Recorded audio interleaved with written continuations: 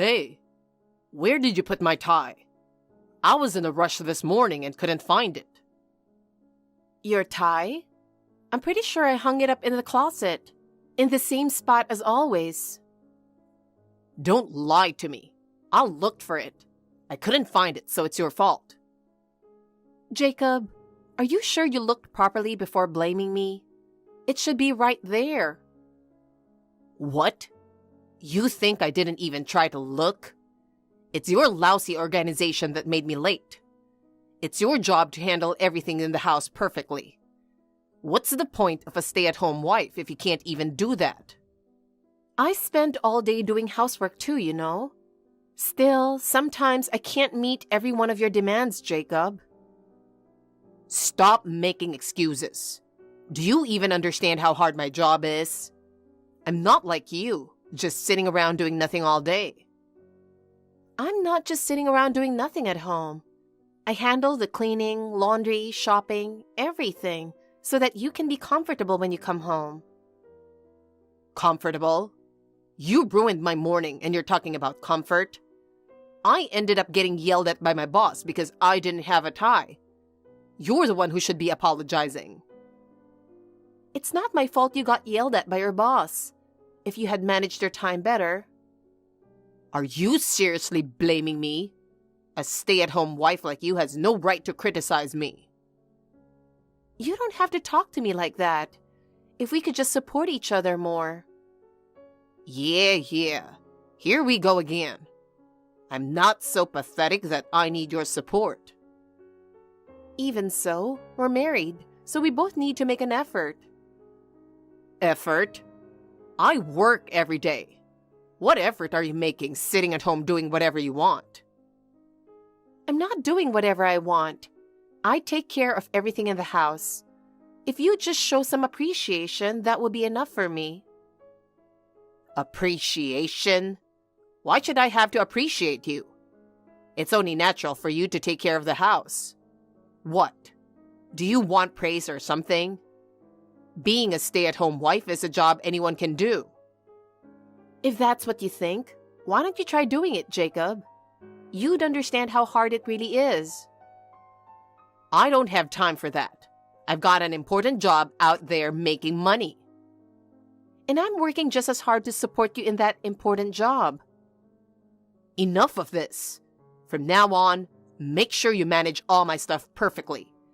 If I mess up, it's your fault. Oh, and have dinner ready before I get home. I want beef tonight, so don't mess it up. You didn't tell me you wanted beef. You didn't say anything yesterday either. Do I have to spell it out for you? Knowing my preferences is part of your job as a stay-at-home wife. Hey, I told you what time I'd be home today, didn't I? Why can't you even manage to make dinner? What? You're completely useless, you know that? Seriously, how can a stay-at-home wife not even handle basic household tasks? Jacob, I told you there's food in the fridge. And besides, I'm really not feeling well today. Making dinner includes serving it and cleaning up afterward, you know? I've never heard of a stay-at-home wife who can't do that. You expect me to clean up everything after coming home exhausted? How inconsiderate can you be? Do you even understand how hard I work every day? Can't you show a little bit of appreciation? Don't you think that's the least you could do? I really don't feel well today. And I told you this morning. I talked to you and even sent a message on WhatsApp. I thought you'd care about how sick I was feeling, but I guess that was pointless. Huh? Really? I didn't read it. And anyway, what does a WhatsApp message like that have to do with me?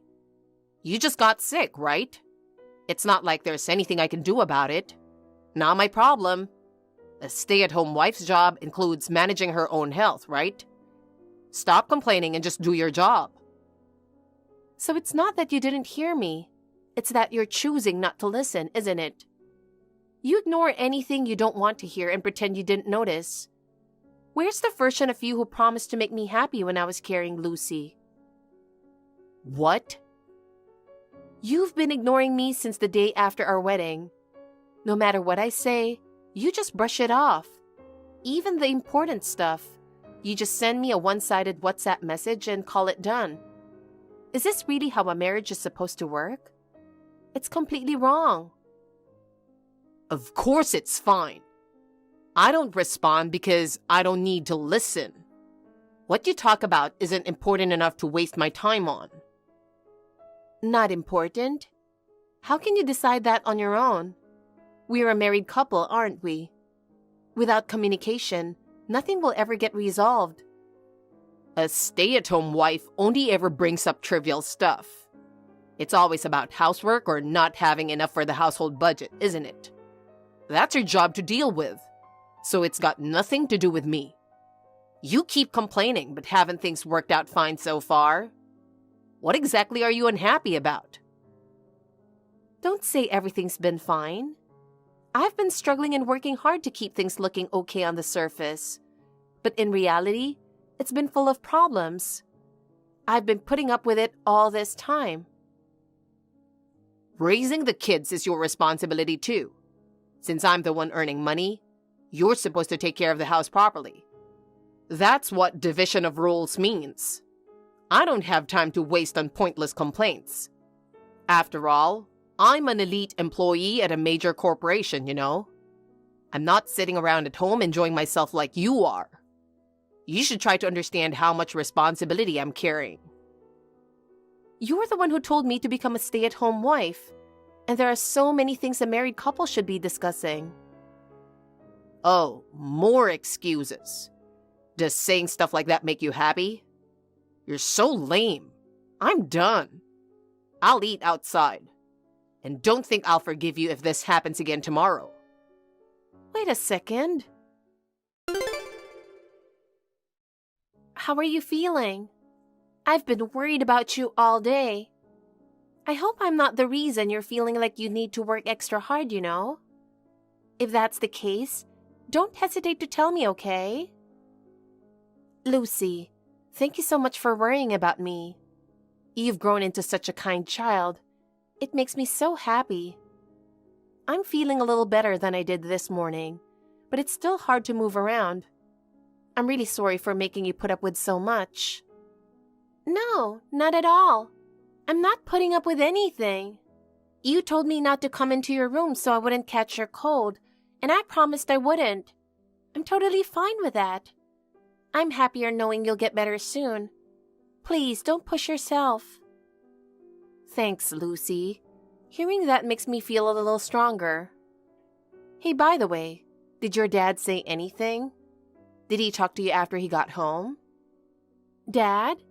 He didn't say anything to me. But I did see him leave with a really angry look on his face, so he didn't say a word to me.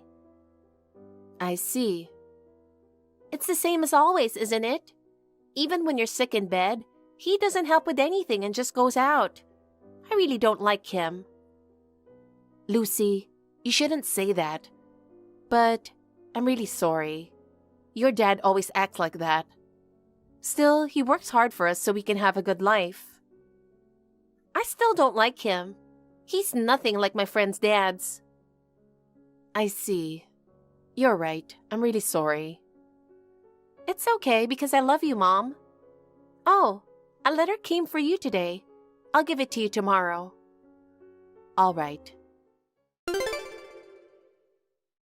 Hey, this is pretty unusual for you. Is it going to rain or something? Huh? What do you mean? I mean, it's unusual for you to be so thoughtful. Looks like you actually made dinner tonight. But I'm not really in the mood for fish. Why can't you ever get it right? You've got to tell me for me to understand. A busy man like me needs beef, not fish. It's just common sense. Serving something light like fish when I come home tired? That's thoughtless on another level. This is why stay-at-home wives are, well, Jesus, you're worse than a housekeeper. At least a housekeeper listens to what I want. Unlike you, who has no idea how hard I work. Housekeeper? How can you say that? Jacob, do you even realize how terrible what you just said is? If you're confident you can earn enough to hire a housekeeper, maybe that's an option. But I've had enough. We didn't get married to keep hurting each other like this. So let's sit down and talk properly, calmly, about what we can do to make things better. Talk?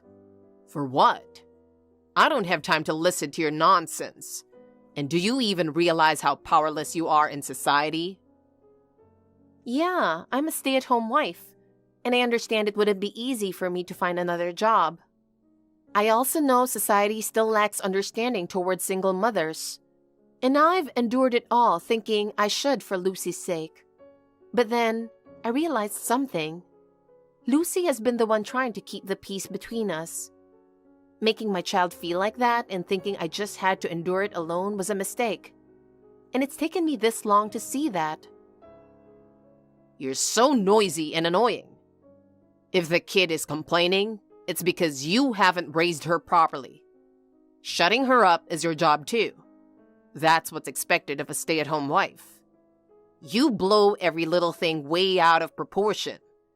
This is why stay-at-home wives are useless. You can't do anything, but you're always the first to complain. Do you seriously believe that stay-at-home wives shouldn't say anything? Have you ever heard for even a second about everything I've done for you and our family? And that's exactly what's annoying about you. I'm tired, so don't talk to me again. All it does is stress me out. If you've got a problem, then let's get a divorce. Not like anyone else would want to support you, and you won't be able to raise Lucy on your own anyway. If you don't like it, just shut up and stick to doing the housework. Excuse me? If Lucy ends up not getting a proper education, that's entirely your fault. Got it? It has nothing to do with me, and don't worry. I won't be paying any child support. Child support is just charity anyway.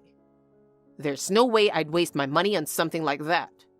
And honestly, there's not even a shred of pity left in me for you. Do you really mean that? You're throwing away everything about our relationship and saying this is how you truly feel? Of course. I've even filled out a divorce paper for you, just to be considerate. Don't forget, I'm in the position to abandon you two anytime I want. I see. I always thought you were cold toward Lucy, but I didn't expect it to go this far. Fine, I won't speak to you again. Good. That's how it should be. Now keep cleaning, doing laundry, cooking, and raising Lucy like you're supposed to. Huh? No reply? Come on, at least respond. You're acting so immature. Hey, why isn't dinner ready? And the laundry's still sitting there. What the hell is going on? Are you the kind of person who just doesn't understand what people are saying? And where are you anyway? Wait, Lucy's not here either. Oh, don't tell me you're trying to run away from home. What a ridiculous thing to do. I'll humor you and see how long you can manage, running away with an elementary school kid. Hey, all your stuff is gone. What's going on? You emptied the house without even saying a word. Are you kidding me? Lucy's room is completely empty too. Don't tell me you actually moved out, and without saying anything to me? Cut it out with the bad jokes. I'm exhausted from work today, and this is what I come home to? Are you serious? Hey, answer me. You're planning to stay silent, huh? What the hell are you thinking? Explain it to me. It's been a while. I just found out you've been through a lot lately. Apparently, I heard that you were in some kind of accident. How unfortunate. Your mom reached out to me, you know. What? She thought you and I were still living together. I was shocked. anyone would realize we haven't lived together in 8 years. How on earth did you convince her otherwise? I divorced you 8 years ago and started a new life with Lucy. I never imagined you'd tell such a massive lie to your parents. Willow, you finally unblocked me. It took you long enough. You're really awful, you know that? 8 years without a word. What kind of person does that? Anyway, yeah, I was in an accident. I'm completely broken both physically and emotionally. On top of that, Mom and Dad live far away, and there's no one else I can turn to for help. That's why I'm reaching out to you now. Don't you think it's time to stop being stubborn and come back to me? Deep down, you know you want to, right? I honestly don't understand what you're saying. I didn't unblock you to help you. I have no obligation to do that now. What I want to say is, stop lying to your parents. How did you even manage to keep up the lie for 8 years? Normally, people would notice something was off, wouldn't they? I just told them it was hard for us to meet for various reasons. Besides, I never accepted the divorce. I didn't think you'd actually use that divorce paper I filled out as a joke. You take everything so seriously. And then, no matter how many times I called, you never answered. In the end, you even blocked me. You owe me an apology for that. I was really hurt, you know. Apologize? Me? To you? Of course. I was suddenly left alone and divorced for no reason. So come and apologize in person. And while you're at it, make up for 8 years of work. Unbelievable. I have no reason to go that far for someone who's no longer my family. I left because you ignored me constantly. And when you told me never to speak to you again, I left without saying a word. What kind of childish logic is that? This is ridiculous. It might seem ridiculous to you, but it was important to me. You were the one who shut me down with a single word. Annoying. You're so picky about every little thing. I've forgotten all that old nonsense. It's absurd. Fine, I'll let the past go. I'm generous like that. But come on. You must feel guilty about ignoring an injured person. I'll let you help me out, so get over here. Why don't you ask your girlfriend to help instead? What? What are you talking about? You have a girlfriend, don't you? Ask her for help. I heard it through some work connections. They said after your divorce, you've been bouncing from one woman to the next. You show off your dating life with different women, just like you would with your favorite accessories, treating them like trophies. Everyone was claiming that working with you just wasn't an option. That's nonsense. Where did you even hear that? I work at the law firm that serves as your company's legal counsel. I used to be a hotel employee. That's how I got to know one of the lawyers there. When I thought about looking for a job after raising Lucy, they sent me a letter about a job opening for an office clerk. Wait, are you telling me you started working there after leaving home? That's right, so I could support myself after the divorce. Unlike someone who said they didn't want to pay child support. You ended up demanding it anyway, filing lawsuits and all. That's because you have a legal obligation to pay child support. Oh, but you've been behind on payments for the past few years, haven't you? Make sure you pay up. Lucy's almost 20 now, so there's not much time left. Are you kidding me? I told you I'm injured. What kind of person treats someone who's already mentally and physically struggling like this? Do you even have a heart? That's why I said to ask your girlfriend for help. I'm not your problem anymore. I have no intention of meeting you again, so forget about it. You're impossible. Fine. I won't rely on you. I've got other connections, you know? Just because you've got a decent job, you're feeling smug. Whatever. Doesn't bother me one bit. Lucy, do you recognize me? Of course you do, right? I mean, I'm your dad after all. How've you been? I don't know who you are, but I'm not interested in strange solicitations. Seriously? Are you kidding around like I do? It's me, your dad. When your mom ignored me, I figured you'd eventually contact me, so I didn't block you on purpose. And here we are. This is the first time you've reached out in 8 years, Jacob. Stop being so formal. 8 years ago, no matter how many times I contacted you, you never replied. It made me really lonely, you know.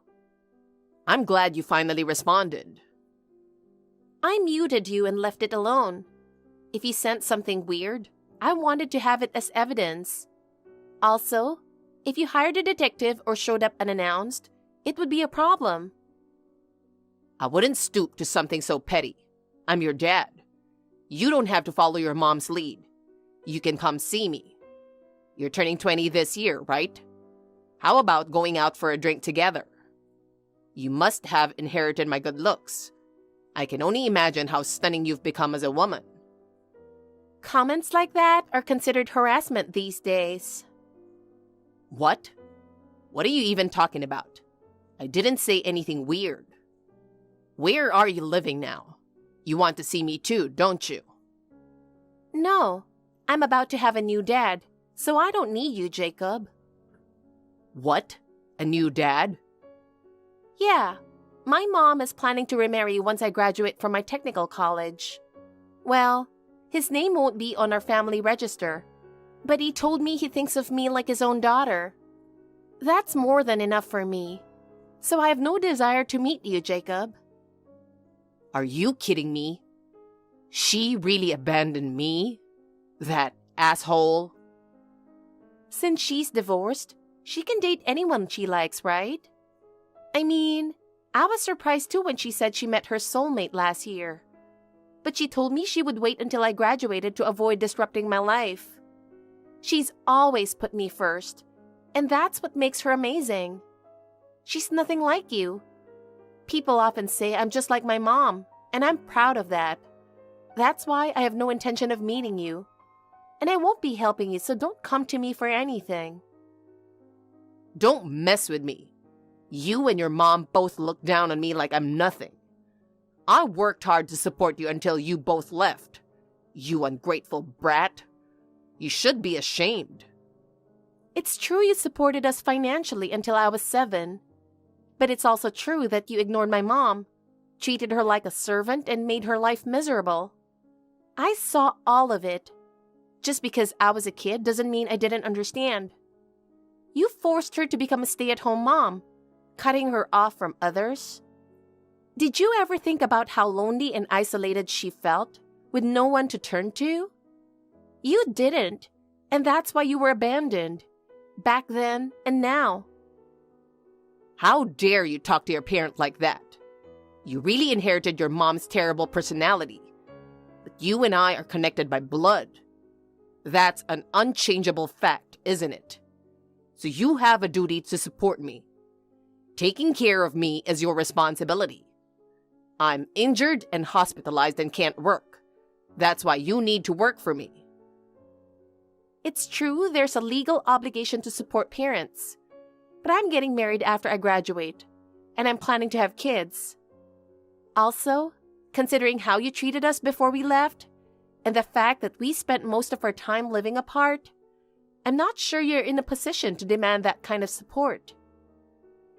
What did you just say? Under the law, the obligation to support parents is weaker than the obligation between spouses or from parents to children.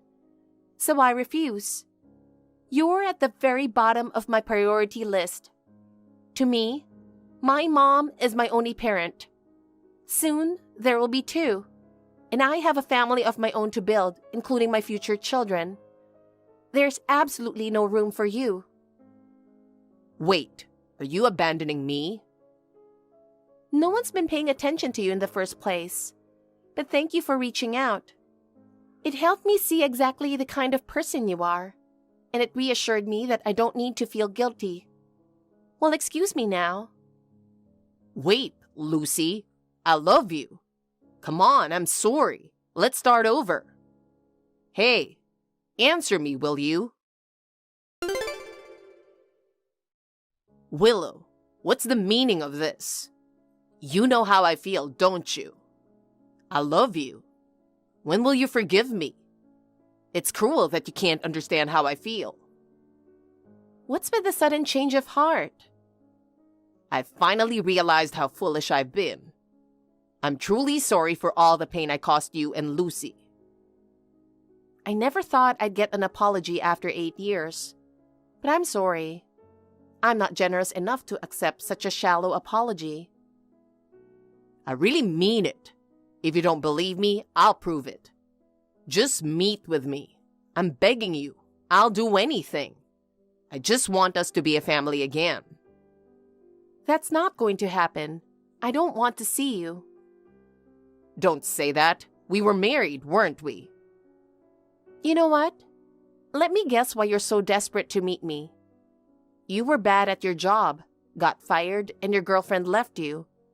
Now your company is suing you for damages and you're broke. You're just looking for help, right? Am I wrong? How do you even know that? Like I told you before, I work at the law firm that serves as your company's legal counsel. They've been very kind to me. And when I mentioned you were a former family member, they told me everything. Jacob, you've been making mistakes at work for a long time, haven't you? Then, while driving a company car under stress, you crashed into a client's building, causing a major incident. The only silver lining was that you were the only one injured. It was just a little mistake. I didn't do it on purpose. Whether it was intentional or not doesn't matter. You got fired as a result. When I heard about it, I thought, well, things like that happen, but with your usual attitude at work, it's not surprising. You couldn't stand being outperformed by a capable colleague, so instead of improving yourself, you spent all your energy dragging them down. That's not what I meant to do. Which is why you took your frustration out on me. I was a stay-at-home mom, isolated with a young daughter, and I couldn't fight back. My parents passed away a long time ago, and I had no one else to turn to, so I guess I was convenient for you. I suspected it before, but hearing the reasons laid out still shocked me. I couldn't believe I married someone so foolish. That guy was always grinning and sucking up to the boss. And me? No matter how hard I worked, I never got any recognition. Why is it that only I have to go through this crap? With all that was going on, how was I supposed to manage taking care of you? You didn't support me properly, and that's why I couldn't succeed. What nonsense are you spouting?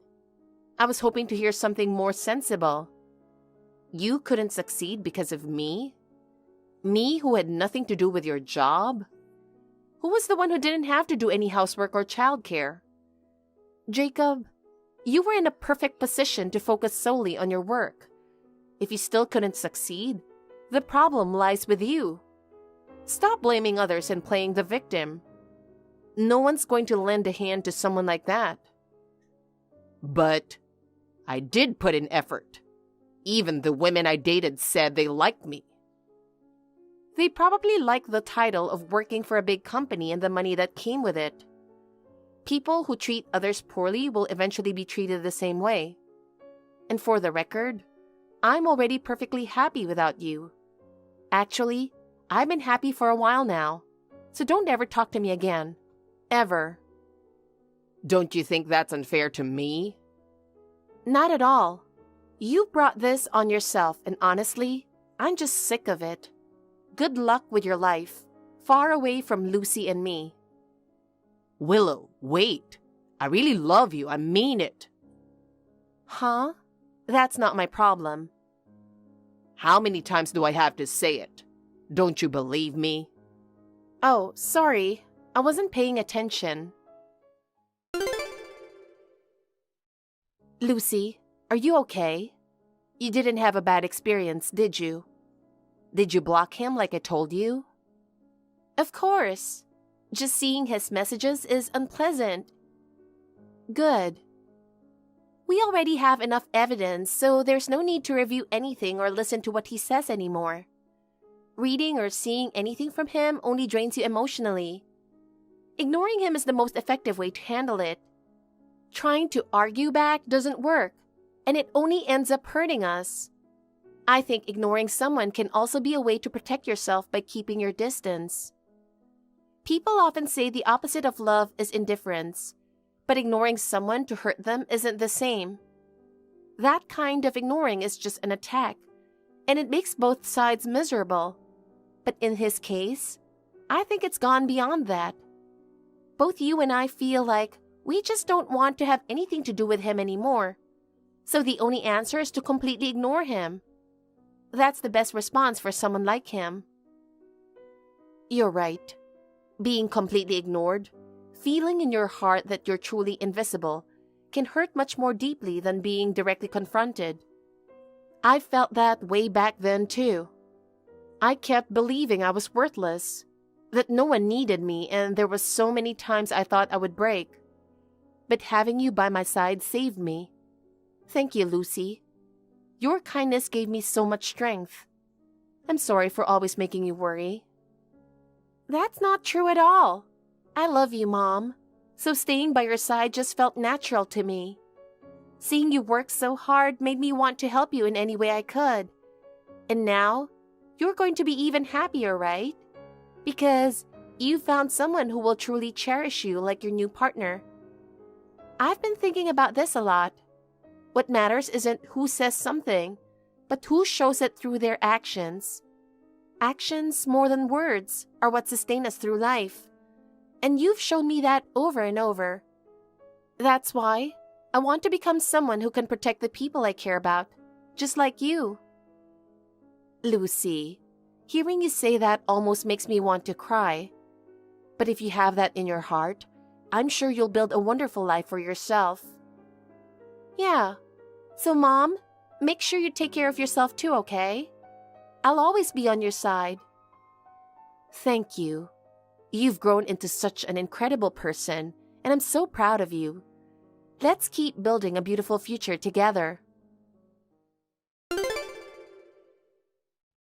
8 years after the divorce, Jacob's life spiraled completely out of control. After breaking his leg in an accident and being hospitalized, he was labeled a troublemaker at work. With no one willing to help him, he was ultimately fired. Later, he struggled to pay his living expenses and reportedly tried to borrow money from acquaintances. But his credibility was non-existent. It seems no one was willing to lend him a hand. During this time, his parents returned to the US from their overseas relocation. Angered beyond words, they likely berated him harshly. Normally, this would have led to them cutting ties completely. But instead, they took him back with them and put him to work on a ranch abroad.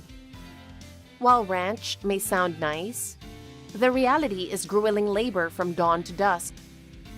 For someone like Jacob, full of pride and lacking perseverance, it's an environment he'll find impossible to endure. He deserves it. Meanwhile, I remarried and am now enjoying peaceful, happy days. My new husband is someone who listens to me attentively. A person I can turn to for advice, no matter how small the issue. At the same time she graduated, Lucy got married to her boyfriend of many years, and she's really enjoying her fresh start. We're expecting a new addition to the family soon, and as a family, we're looking forward to this new chapter, living peacefully and joyfully together. Sis? Hey, sis! Don't ignore my text. Come on, sis, answer me. Huh? Alice? Hi, sis! I finally got your reply. It's been 3 years. How are you? Are you really Alice? How did you get my number? Yeah, I finally tracked it down.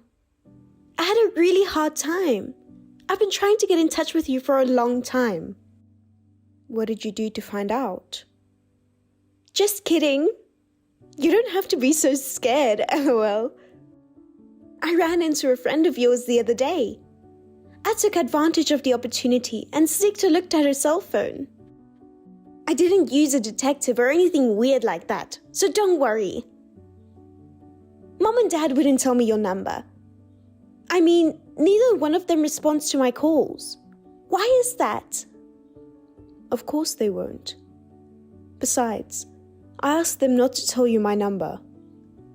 That's terrible. I'm your only little sister. Do you even know what you've done? You don't even respect me as your older sister. You're not being so nice to me, sis. It's true, a lot of things happened in the past. But that was 3 years ago. Statute of limitations. Statute of limitations. You're not the one to decide that. Anyway, I heard you're getting married. How can you keep this from your precious sister? It's none of your business. Oh, I get it. You're just worried that it'll be like before. It's been 3 years, but you're so worried, sis. No, I'm not, but I don't want to see your face again. I knew you'd be wary. You're thinking I'll take your fiancé again like before. No, I'm not. It's hard having a beautiful sister, but it's your fault for being born uglier than me. It's a law of the world that a beautiful woman is chosen over an ugly one. LOL. Whatever. Anyway, what's going on with you and Max? Max? I already broke up with him. Once he became mine, he became uninteresting. I knew it. I knew you'd say that. So let's bygones be bygones. Let bygones be bygones? I broke up with your ex-fiancé, so I didn't do anything wrong. You did do a wrong thing. Oh, really? We both broke up with Max, so we're in the same boat. Well, I don't care about my ex. By the way, I didn't get an invitation. Of what? Come on, you're playing dumb. Of course, I'm talking about an invitation to your wedding.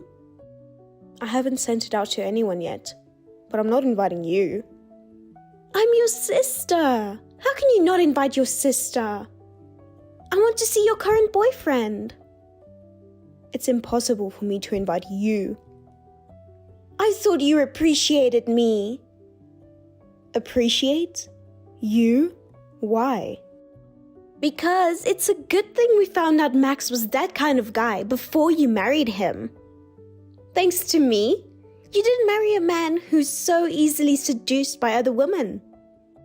That's true, but I did it for you, sis. You were about to fall for the wrong guy, so I was your savior, so to speak. I'll check out your next boyfriend and see if he's a bad guy too. Don't ever do that. You've always wanted everything from me. You're lying that you're doing this for me. Because I'm your little sister. As a big sister, you're supposed to give everything to your little sister. You know what? That's what a big sister is for. That's all you're good for. You're talking nonsense. Talking to you makes me feel like I'm going to become stupid like you. I'm telling you the truth. So it's normal for me to be with your fiancé. I mean, you should even give him to me yourself. Do you get it? Hey, more importantly, what kind of person is this guy you're going to get married to? I said it's none of your business. I'm not even going to tell you. Just don't contact me again, okay? You're still wary of me. Well, that's understandable, because I'm much prettier than you. I'll definitely go to your wedding, no matter what you say. Looking forward to it, LOL. Sis, is this a good time?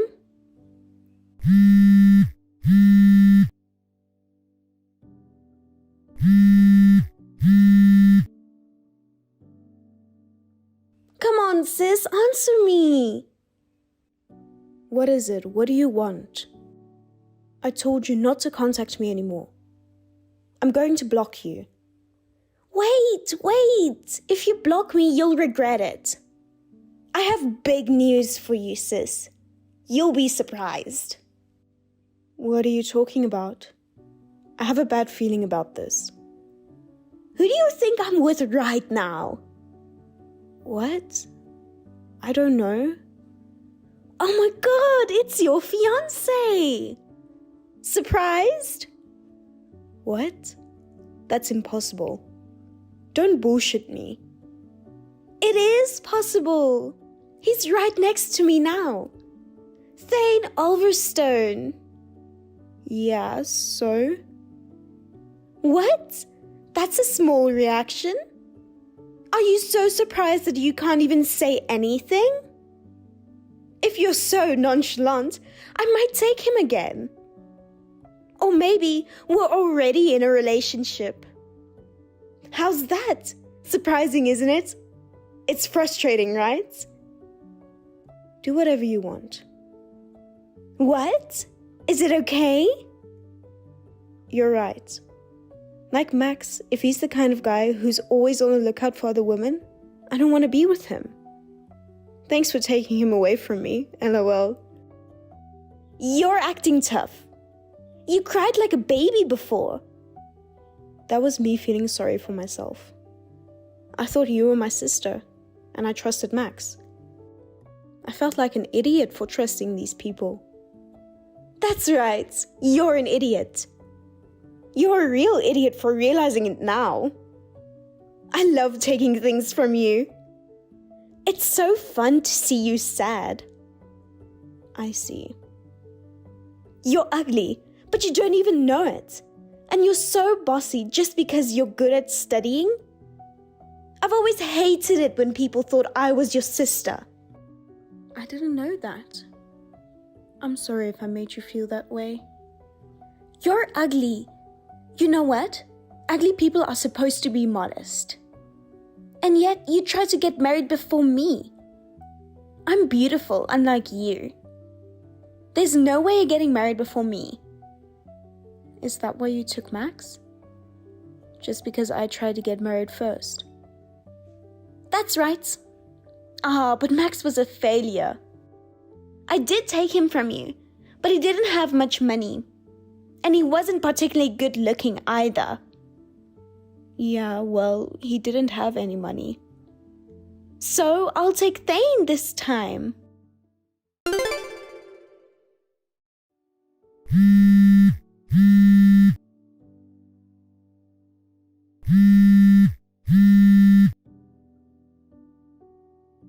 Sis! Hey, sis! What? I'm busy right now. What's going on? What are you talking about? It's my wedding today. Oh, I see. It's my wedding, and why aren't you here? Mom, Dad, and everyone else, nobody is sitting at the family table. I sent out the invitations, didn't I? But you didn't get replies, did you?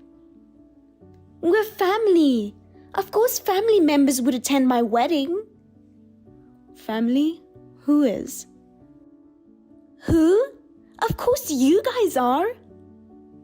You know Mom and Dad already cut you off because of what happened with Max. And yet, you keep asking for money over and over again, and you don't even work hard yourself.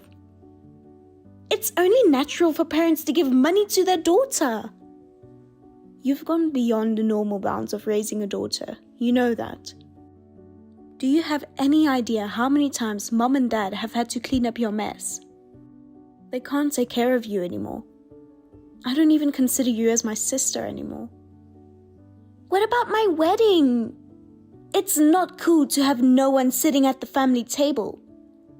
Besides, if Mom and Dad don't give me money, we can't afford the wedding venue. I don't care anything about that. Why don't you be honest? Tell everyone I've neglected all my relatives because of my bad behavior. There's no way I can tell them that. Anyway, come here now. And bring Mom and Dad with you. I'm not going. I mean, I can't go. I knew you were jealous of me. Jealous? Why? Because you lost your fiancé again. That's why you're doing this. Getting your mom and dad involved and boycotting my wedding with everyone else? It's terrible. This is ridiculous. First of all, my fiancé is not being taken. The reason I can't come over is because it's my wedding today. Huh? What are you talking about? What a coincidence. I can't believe I got married on the same day as you. What are you talking about? That's impossible. Because Thane is here, you know. Who are you going to marry? I have no idea what you're talking about. Sis, did you lose your mind because you're so frustrated that I took Thane away from you? LOL. Who are you going to marry? Thane! Thane Ulverstone. Your fiancé? It was written on the invitation, wasn't it? Oh yeah, it was written on the invitation. I threw away the invitation right away because I would never go. I knew I couldn't go anyway. There's no way I could be at someone else's wedding on my own wedding day. What are you talking about? There's no way that's true. Thane is right here. What are you really saying? You're a liar. I don't like it when you call me a liar. I feel insulted. You're just saying that because you're a sore loser, right? No, of course not. Of course, I'm marrying Thane Ulverstone. I've been saying this so many times.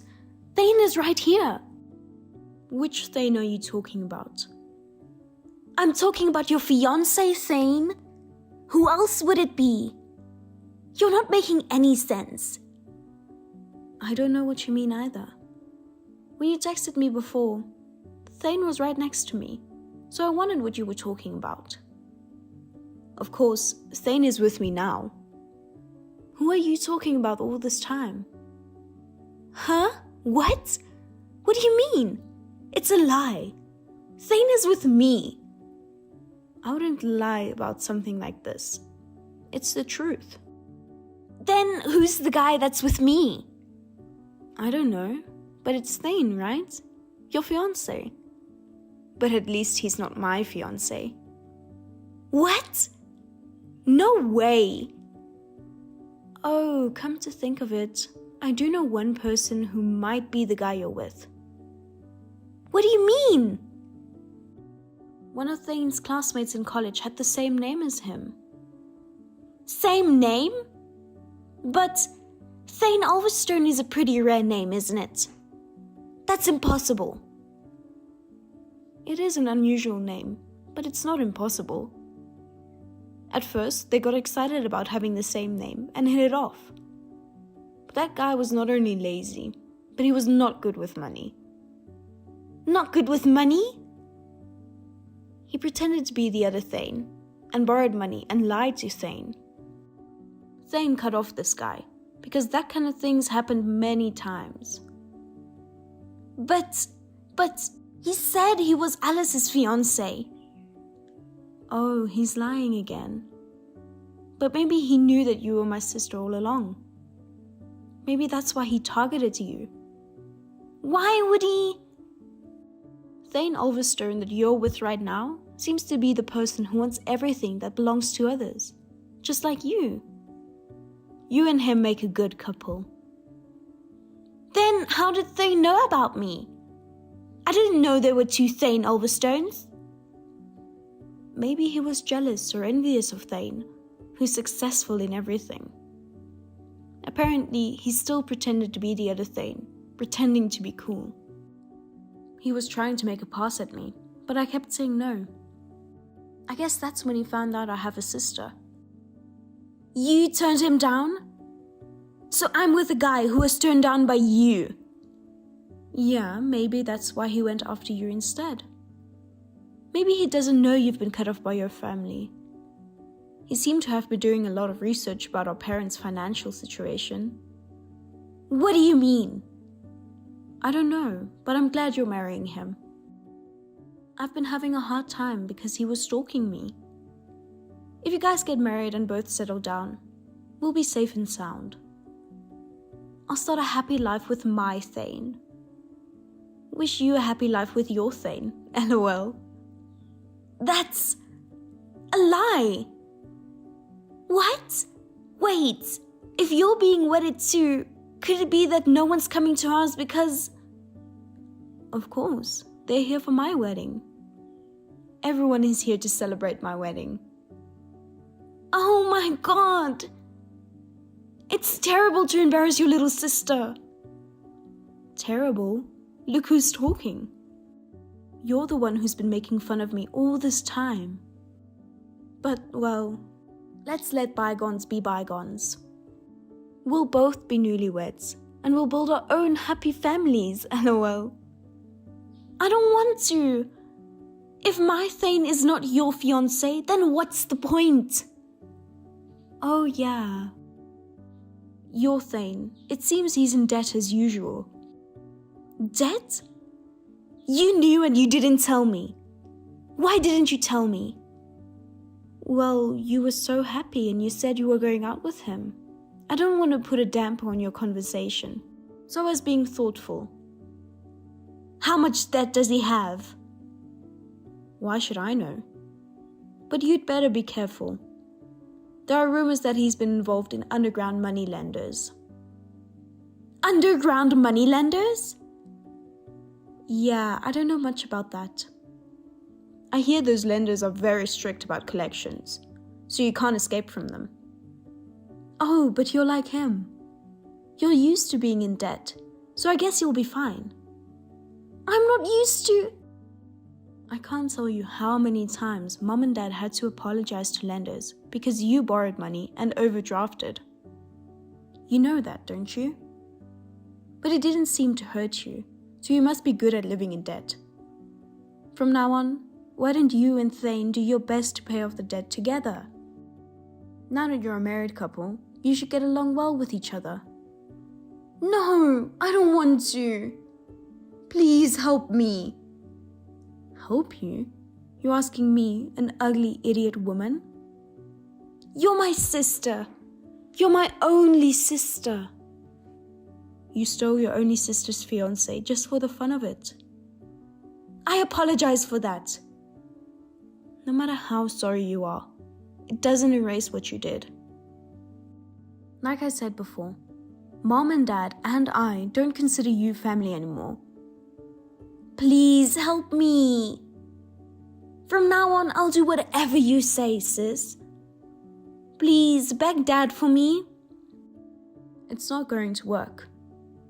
Mom and Dad regret helping you too much. They think that's why you became like this. They're not going to help you until you become a decent person. You're on your own. That's impossible. I won't make fun of you anymore. Please, help me, sis.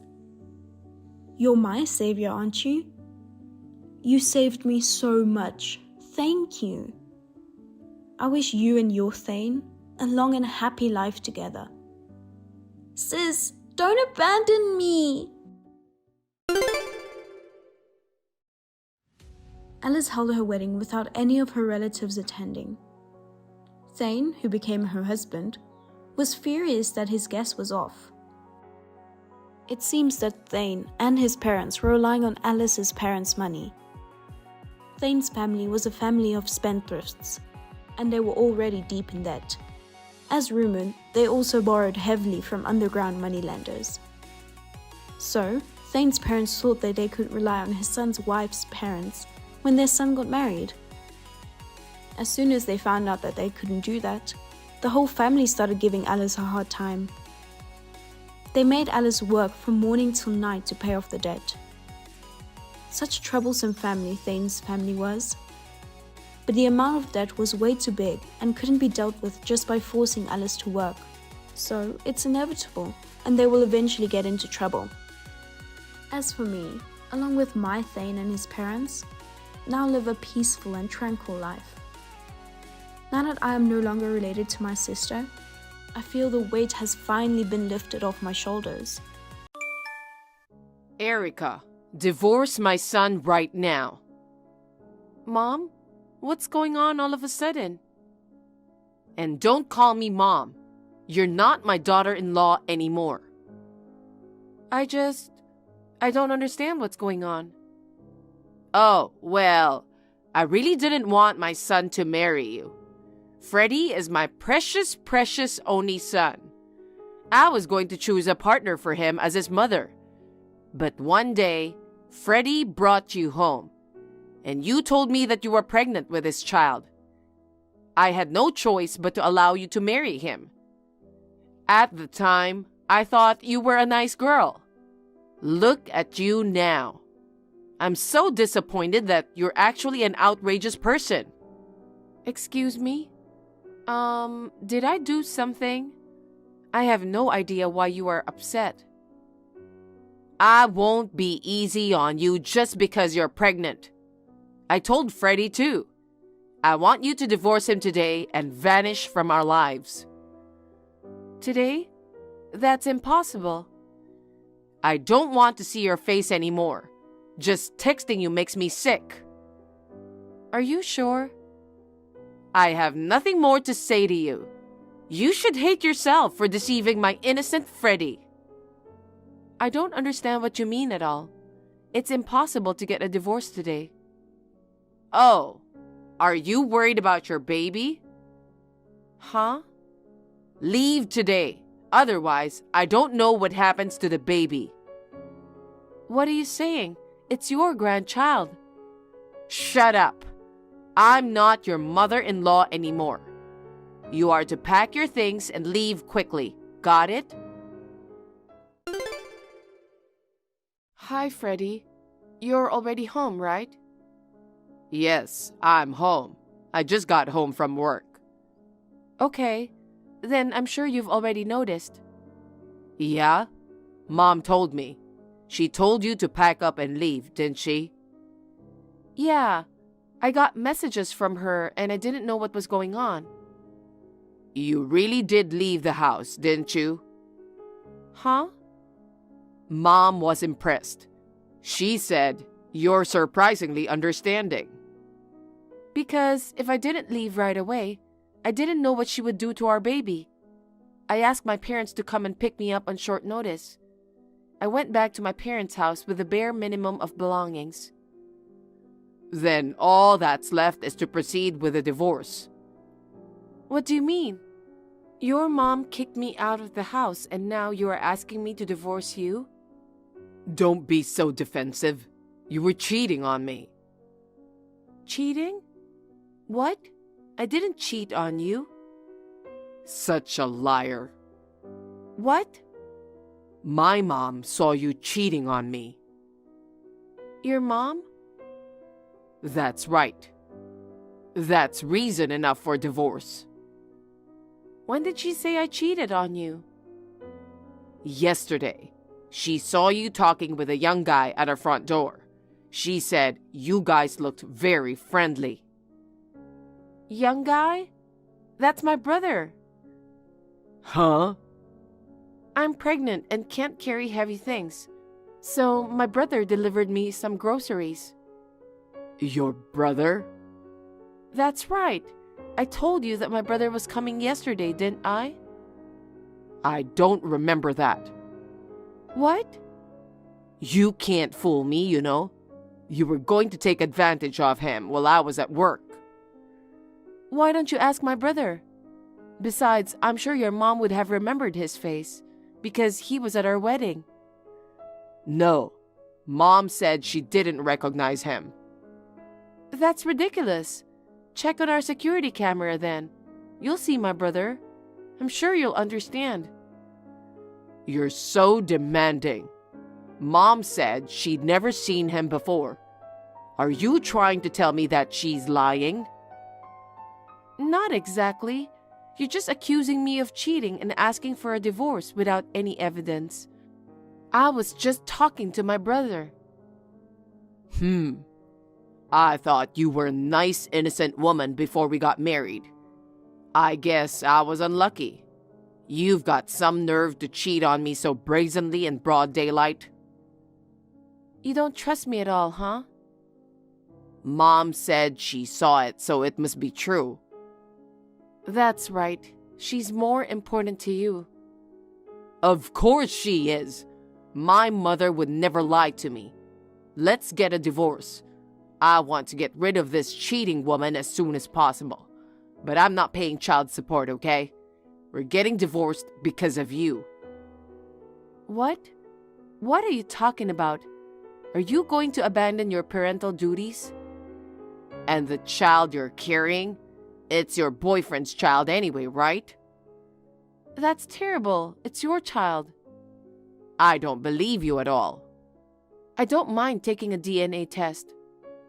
That won't be necessary. Why not? Because I'm 100% sure you're having an affair. I don't need a DNA test. Isn't that the most important thing now?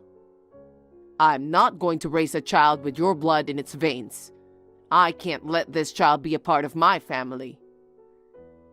How can you say such a terrible thing? I'm not going to be the father of your child. I'm going to find a woman younger and prettier than you, and she's going to have my baby. So you and the child in your belly, you guys are now strangers. Oh, wow. If you don't believe me, then forget it. Promise me one thing. What the hell? From now on, no matter what happens, you stay away from me and my child. Isn't that so obvious? I'm not going to get involved, even if you ask me to. You and that kid betrayed me. I'm not going anywhere near you. So, we have an agreement, right? Yeah, we do. Are you okay with this? Don't cry saying it's too hard to raise a kid on your own. Don't ask me to get back together with you. There's no chance of that happening. I see. I guess we're strangers now. Goodbye. Hey, Erica. It's been a long time. How are you? How's my kid growing up? Who is it? Hey, don't be sad. Well, I'm seriously asking who you are. Damn, you are still a pain in the ass. It's Freddy, your husband. My what? I don't know my husband with that name. Hey, what the hell are you blabbering about? We divorced 2 years ago. How can you forget in just 2 years? We divorced 2 years ago, so you are my ex-husband, right? Huh? It doesn't matter which one it is. It does, because it's very important whether you are currently my husband or not. Make no mistake, please. You are so nitpicky about details. So what does my ex-husband want from me? I'm trying to get back together with you. Huh? You can come back to me again. I decline. Why? You're the one who decided I cheated on you. You're the one who demanded a divorce. Well. Listen to me. Actually, Mom saw you walking with a kid the other day. Then, she said the kid looked exactly like me when I was his age. Of course she did. He is related to you after all.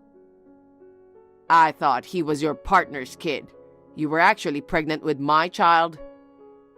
I told you that over and over. You didn't believe me. And one more thing. Mom told me you were bringing a young man home with you. I checked the data from the security camera at the front door recently, and your brother was right there. I thought, wow, what you said was true. Did you say you checked it recently? It's a little too late for that, but... I told my mom about it. She said she'd forgive you too. Huh? She said she'd forgive me? I didn't do anything wrong, okay? You're the one who did something confusing.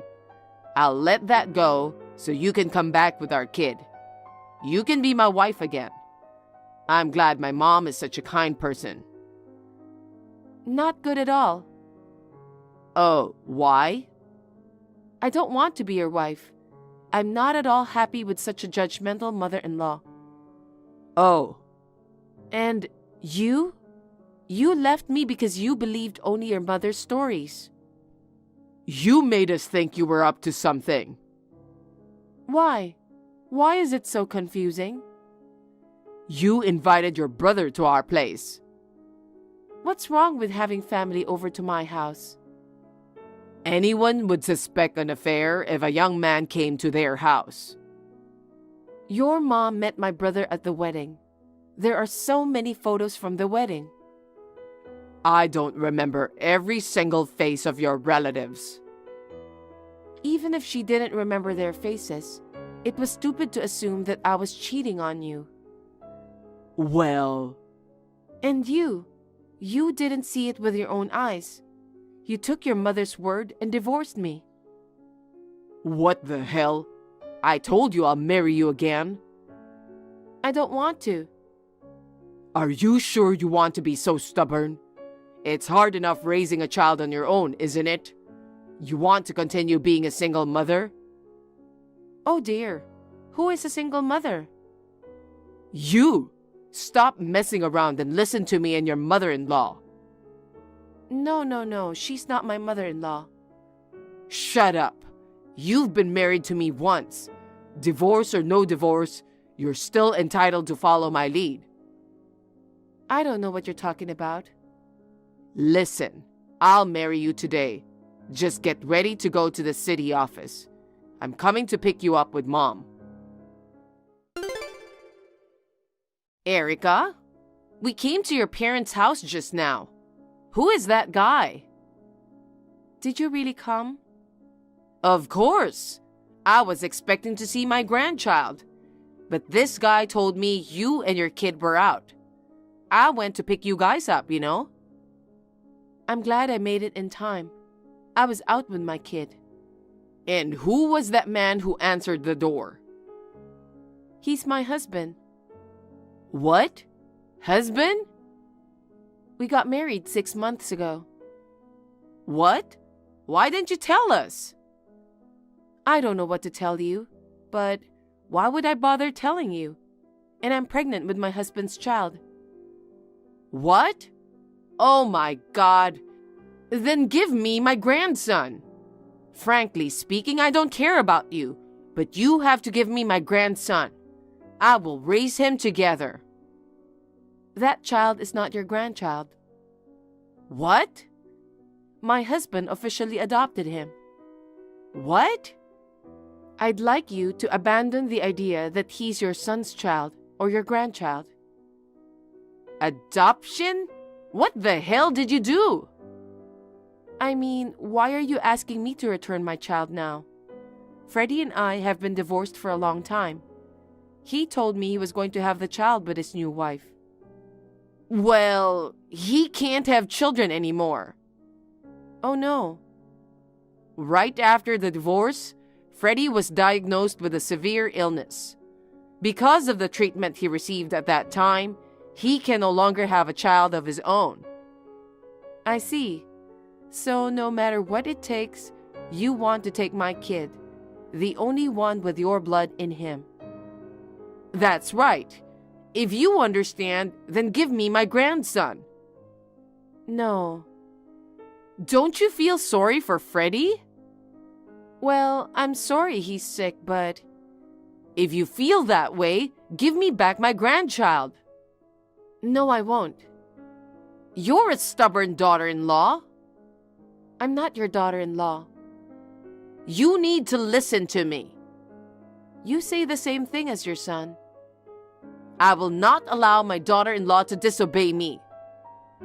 You were the one who told me not to call you Mom anymore. I told you I would let that go. Letting it go where? If you don't back off here, I'll call the police. The police? You and Freddie are still hanging around near my parents' house anyway, right? Kinda, but why are you calling the police? I repeat, I am already divorced. My child has been adopted by my current husband. My husband and I have full custody of our child. But he's not blood related to your current husband. It doesn't matter. My husband is. Unlike you and Freddie, he is a man who loves us and our child as a whole. You cannot do anything anymore. Please leave. Oh no, please, Erica. Give me back my grandson. Then I'll call the police. Stop it. Then please leave. Okay. I'm leaving now. Just don't call the police. Hey, Erica. Can we get back together again? Since I went to your parents' house, my mom has been totally depressed. She stays at home all day long. She doesn't seem to be able to do anything. Dad said he was thinking of getting a divorce. You know, I feel bad for my mom. Why don't you marry me again and raise our child together? He is our son, right? Once you and my kid come back, Mom will be fine. You want to show some appreciation to my mother too, don't you? And she won't have to go through a divorce. So, let's get back together, okay? Enough. What? I'm not marrying you again. Why not? I got married 6 months ago. Didn't your mother tell you that?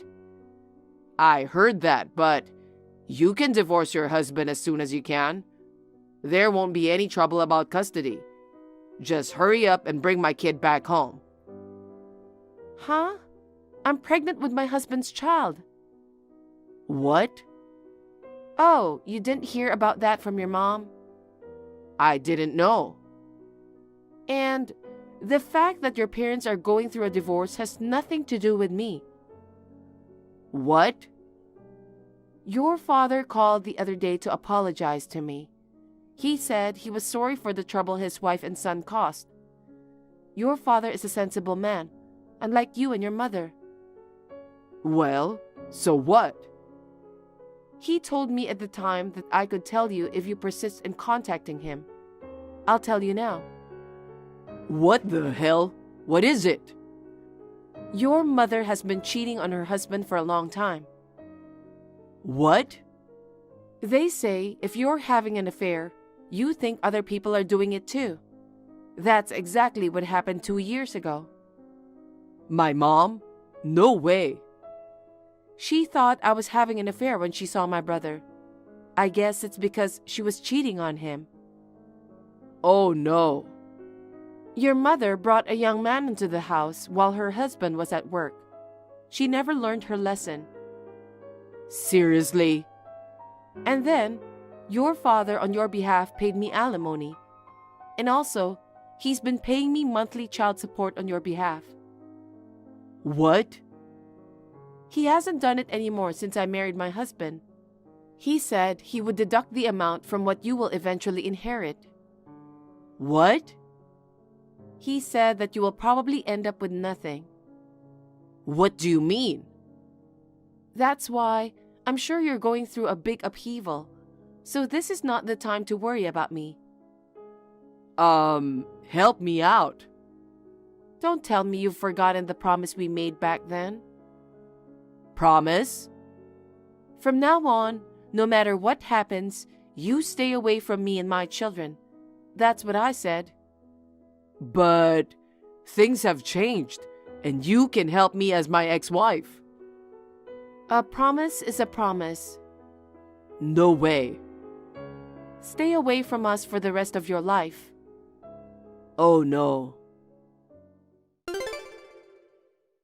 Freddie was living with his parents after the divorce. He was quite shocked when he found out about his mother's affair. He left his parents' house without saying a word. Shortly thereafter, my ex-parents-in-law divorced. My ex-mother-in-law was evicted from the family home. She was charged alimony, but since she was a housewife and had no savings, she had no choice but to borrow money. Now she is working so hard to pay off her debts. Freddie must have been mentally exhausted after losing so many things all at once. He made a series of mistakes at work and he got fired. He is now working as a day laborer to make ends meet. As for me, I recently gave birth to my second child. My current husband loves them both. I would like to continue to live happily with my beloved family. I'm sorry to bother you, but I have to tell you something. I passed out at work and I'll be staying in the hospital for 3 days. Oh my God! I'll ask my boss if I can fly back home today. Don't worry, honey. Don't worry? Of course I'm worried about you. It's not that serious. I wish I weren't in Mexico for work. I would have rushed to the hospital right away. Do you know why you collapsed? My doctor said it was malnutrition. I was trying to save money. Huh? There were some days I only ate a piece of toast, and other days I didn't eat at all. Only a piece of toast? Yes, pretty much. You have to eat more, and you don't have to worry about money in the first place. I only make 1,200 each paycheck. Unfortunately, I can't make ends meet. What do you mean you can't make ends meet? Since you were transferred to Mexico, I've been living off of only my income. That's why I've been having a hard time financially. But I send you $4,000 every month. Why do you have a money problem? What are you talking about? I've never received any money from you. Yes, I've been sending you money every month. Don't you remember before I left for Mexico, I said I'd transfer you money every month? I don't recall. I was off on the day. As far as I remember, you were working the night before. I'm pretty sure we talked about our living expenses during lunch. I must have been tired. I probably wasn't really listening. I've mentioned this many times, but you can quit your job if it's too much for you. I make enough for the 3 of us. I like my job, so I don't want to quit. As I said earlier, I do send you money. After you get out of the hospital, make sure to check your bank account. About your job, we'll see how you feel after this and figure out what to do. I don't have my debit card. Why not? I gave it to Tom. He shouldn't have it. What does he need it for? He told me he needed my Bank of America account to pay for one of his games on his phone. There wasn't much money left in it anyway, and my pay doesn't go into the account. I thought it wouldn't matter. What if he abuses it? He wouldn't do that. He's a good kid. But you can't just let him do whatever he wants. He was getting harassed at work 2 years ago. He quit his job because of it, and he lives with me now. Yes, I know that. But all he does is stay home without even looking for a job. What's he thinking? Don't blame him. He's still suffering from the trauma.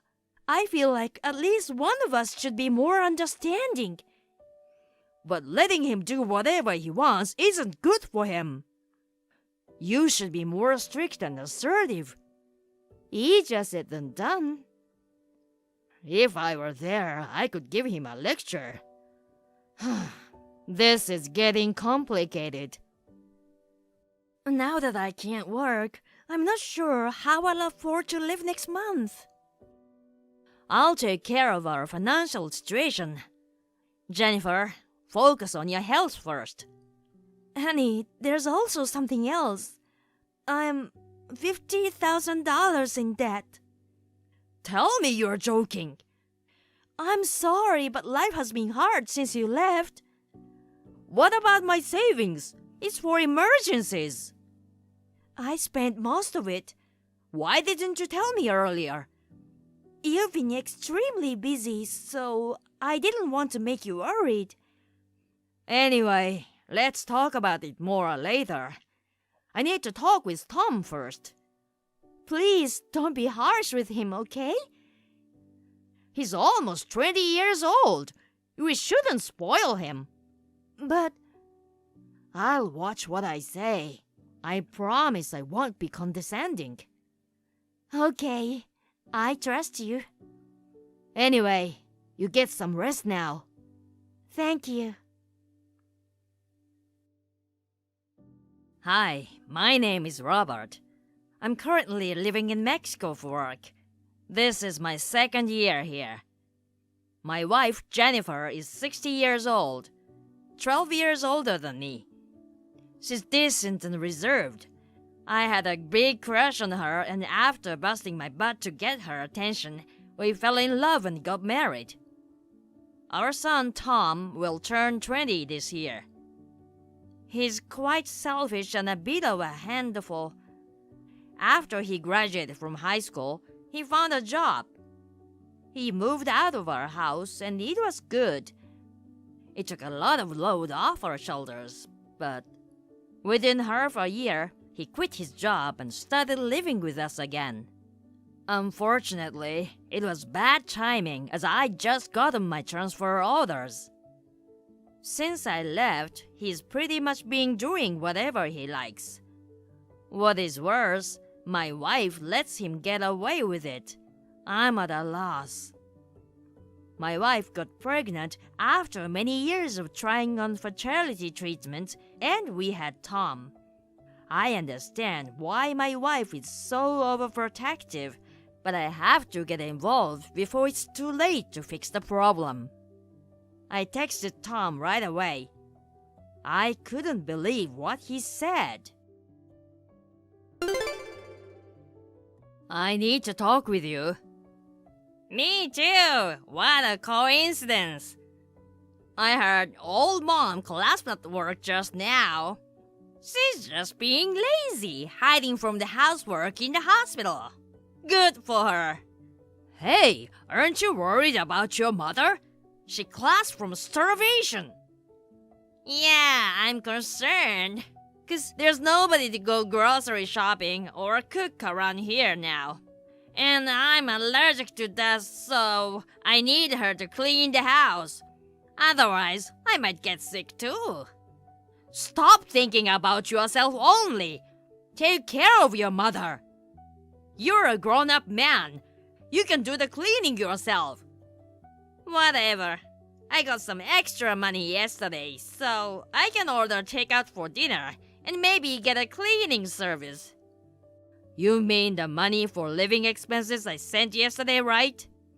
Oh, you know I've been spending your money. Oh man, bastard. Why did you take her debit card? When I started living with you guys again, you got the transfer offer to Mexico. Were you listening to our conversation about the money? I just happened to hear it on my way to the bathroom. You mean you knew I'd send money to your mom? That's why you took the card. Am I right? Bingo. Go give it back to your mom right now. That money isn't for you. Come on, Dad. I can't live on the money she gives me. Hold on. Do you get an allowance from her? Yeah, she gives me $500 a month. Since when? Ever since I quit my job. At first, it was only $100, but recently, I've had bigger expenses. So, Mom started giving me a little more. No wonder your mother got sick. But I still have trauma from my old job. You should show me more empathy as a parent. It's been 2 years. Isn't that long enough of a mental break? Whoa, that's a typical statement from the older generation. We are living in 2023. Do you realize what you just said is not acceptable? You're old enough to be independent. You're doing nothing with your life staying at home. This isn't acceptable in any era. I have depression and PTSD. My life has been tough. Did your doctor give you this diagnosis? No, I self-diagnosed online. I don't believe this crap. Mom does. I'll tell her you're faking it. I'm not faking. First of all, get out of my house. Be more responsible. Are you trying to get rid of me? Give me a break. Tom, I'm serious. Stop depending on Mom so much. You have to become more self-sufficient. I just texted her. She's in the hospital. Don't give her any more stress. I just took a screenshot of Mom's text. Mom says, don't move out. She doesn't want to live on her own without me. I don't get it. That reminds me.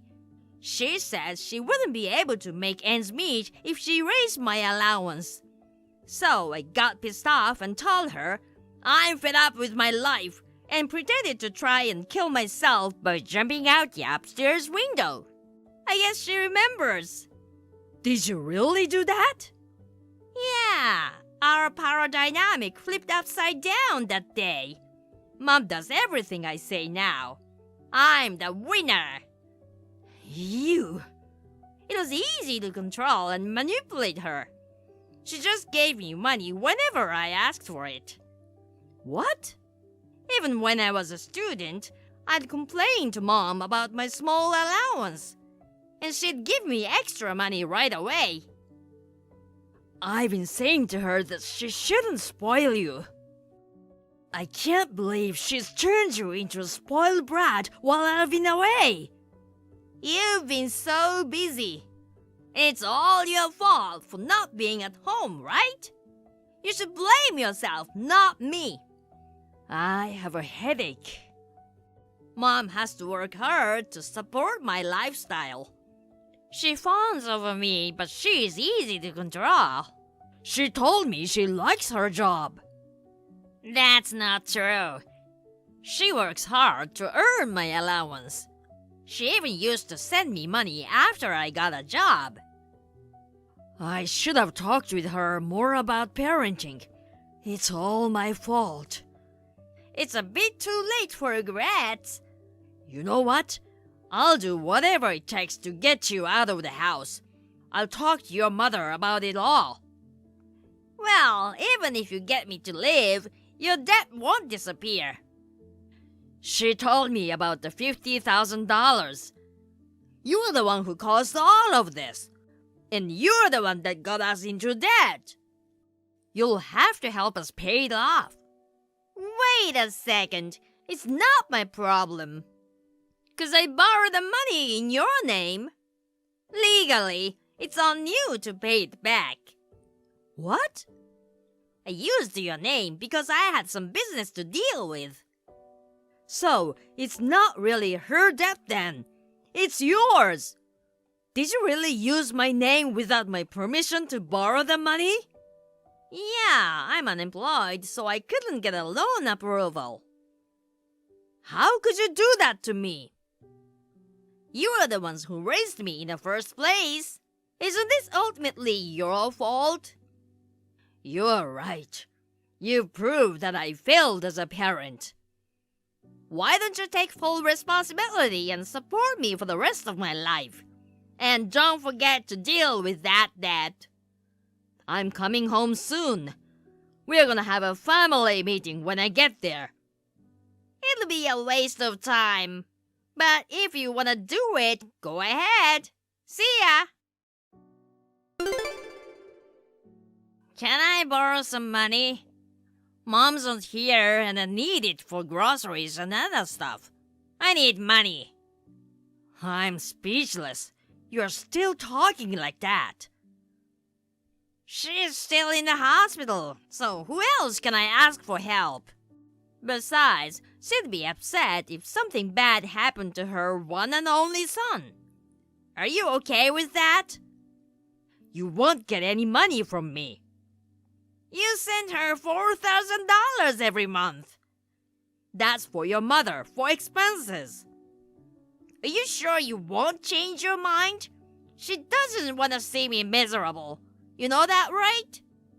I wonder how she will react when she finds out I'm dead.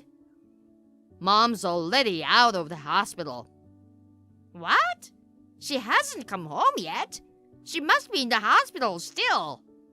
She flew to Mexico this morning. Seriously? How sad that you sucked up all of her energy until she was an emaciated shell of herself.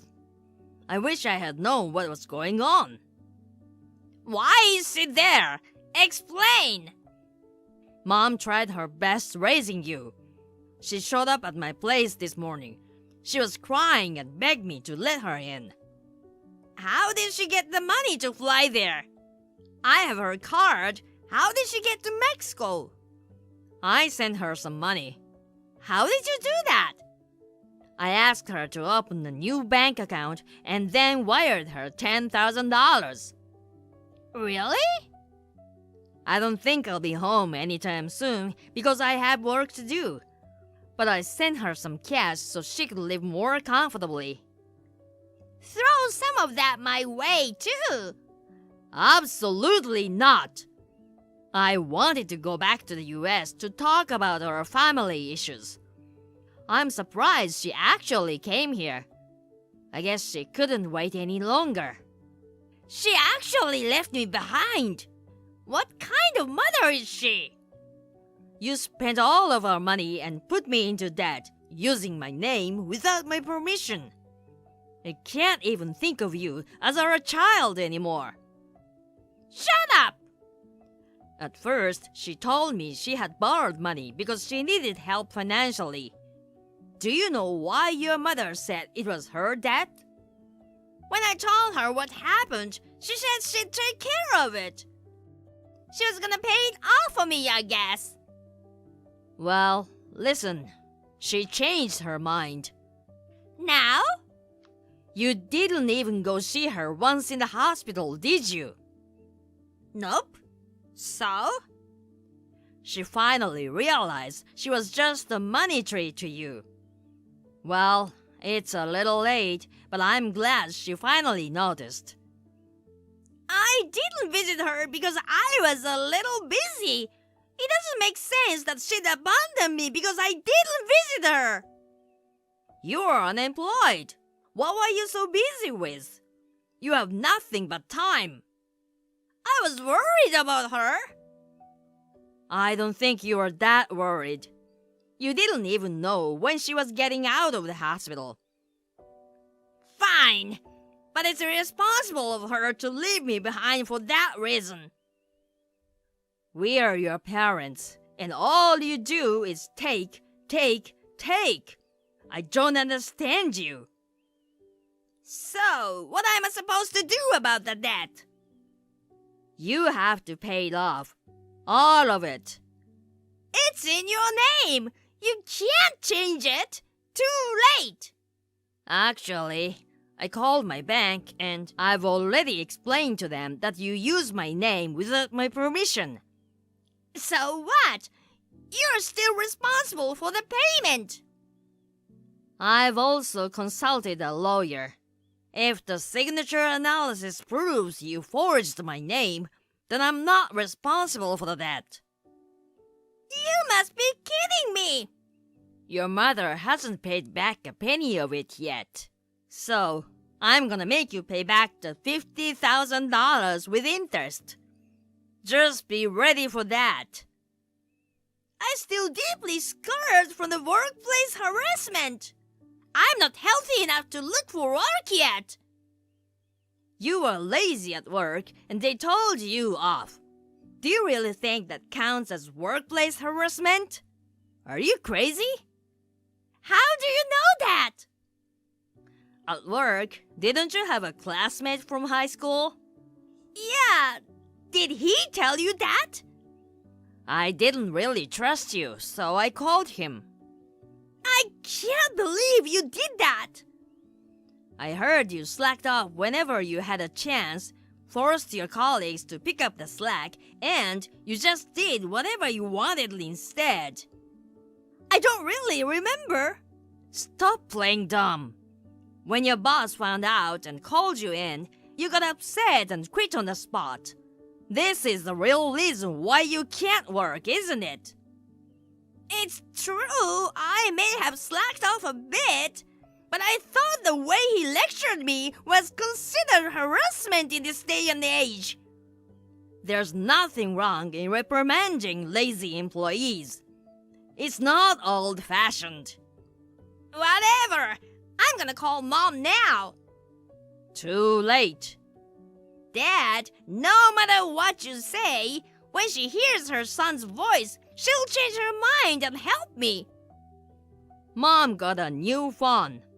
What about her phone number? She changed it and her email address too. And she got a new WhatsApp account. Basically, you can't get a hold of her anymore. Are you serious? Yes, she's done with you. Your mother said she's not gonna keep in touch with you. Is she there? Yes, she's here. Can you ask her for me? This is gonna ruin my wedding plans. I'm sure she'd care about that, wouldn't she? Are you talking about the woman you met online through that game you play? Yeah, it wouldn't be so funny if my marriage plans get cancelled because of you guys. Tell her to help me. Let me get this straight. You've got the $50,000 debt and the $4,000 per month I've been sending, and a $500 monthly allowance from your mother. You spent all of it on your fiancé, didn't you? Your mom told me everything. That's right. She runs a company and she needed extra money to cover some losses. That's why I transferred the money to her. Are you saying this business owner needed your money? That's odd. For her startup company, she's been working her butt off to get things rolling. But I don't understand why you had to help her. I'm gonna be her husband. I'm supposed to support her. Besides, she wanted to put some of the money aside for our wedding. I didn't give her all of the money for the business. She kept some of it aside for us. That's why you borrowed money in my name? It's pretty common that parents pay for their kids' wedding, isn't it? Well, I'm sure there are families that can afford that. In that case, why don't you consider the debt as wedding gift? You can at least do that for me. Hey, have you ever thought you might be getting scammed? What the hell are you talking about? Have you met her? I haven't met her yet, in person, but she sent me pictures. I'll send you her photos, Dad. Isn't she adorable? There's just no way she could be a scammer. Anybody can create a fake profile with free images online. You'll see. I'm gonna text her now. I'll prove she's not a fraud. It's weird. She hasn't texted me back yet. She usually replies right away. Maybe she knows you're on to her. It's quite possible she's already flown the coop. That's impossible! Tom, I'm not a cold-hearted man. Regarding your debt, I'll help you out. You don't need to panic. You're gonna help me pay it off? Here's the thing. I've got a connection to a center where you can get the help you need. What are you talking about? This institution offers programs to help people get their lives back to normal. You can get your life in order under professional supervision. And they'll also help you explore different job opportunities. Oh, but you won't be allowed to use your phone or a computer. Oh my God! It sounds like hell! But you'll get paid once you find a job. You'll be able to pay off your debt in no time. I won't have much freedom! I don't care. You'll have to pay back every penny of the money you've stolen. You're financially stable? For you to straighten out your life, you have to face your punishment. You can't do that to me! I have to tell you one more thing. Your mom and I are selling the house. So, you have no choice but to go to the institution. I had no idea this was coming! We had no choice. Otherwise, you wouldn't have learned your lesson, would you? Holy cow! Some staff from the facility will be coming to pick you up soon. You'd better behave. Dad, please! I'll behave! It's not something a 20-year-old man should have to say. If you want us to consider you part of the family again, you should think about what you've done while you are at the center. Oh my God! The center came and picked him up. My wife and I consulted the police about the fraudster who scammed Tom. As the result of the investigation, the suspect was identified. She got arrested, but we haven't gotten the money back. Tom has been working at the institution and sends us money every month. At first, we received letters from him begging for help. But lately, he's been expressing regret about his actions. His new life at the center has us relieved. My wife seems anxious at first, but she spends more time for herself now. She studies Chinese, does yoga and whatnot. I'm happy for her. Unfortunately, Tom didn't grow up the way we expected. It is all my fault. We will continue to support Tom until he gets back on the right track for his future. You being around just ruins the vibe. Don't you get that? Seriously, I'm shocked.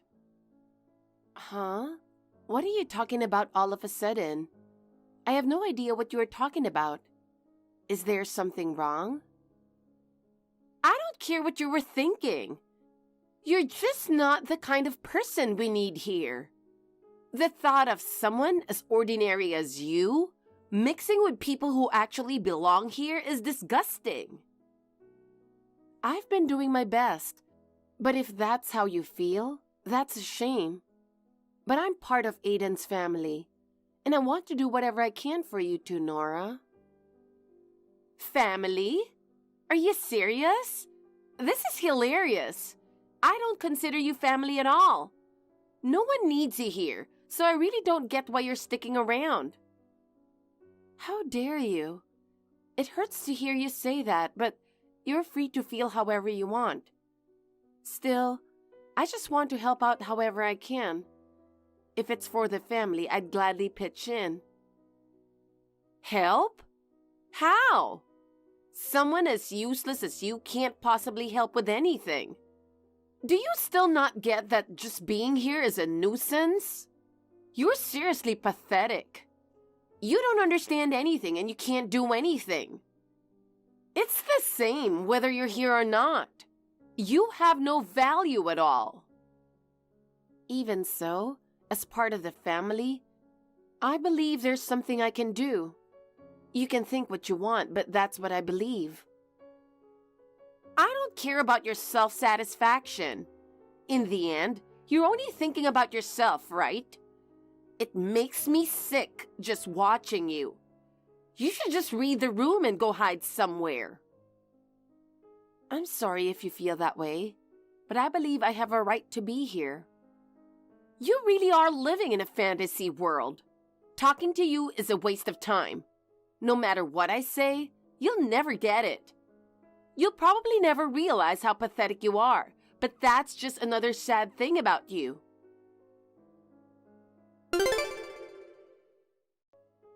Hey, I seriously can't believe you. What's wrong with you? Were you actually serious about that?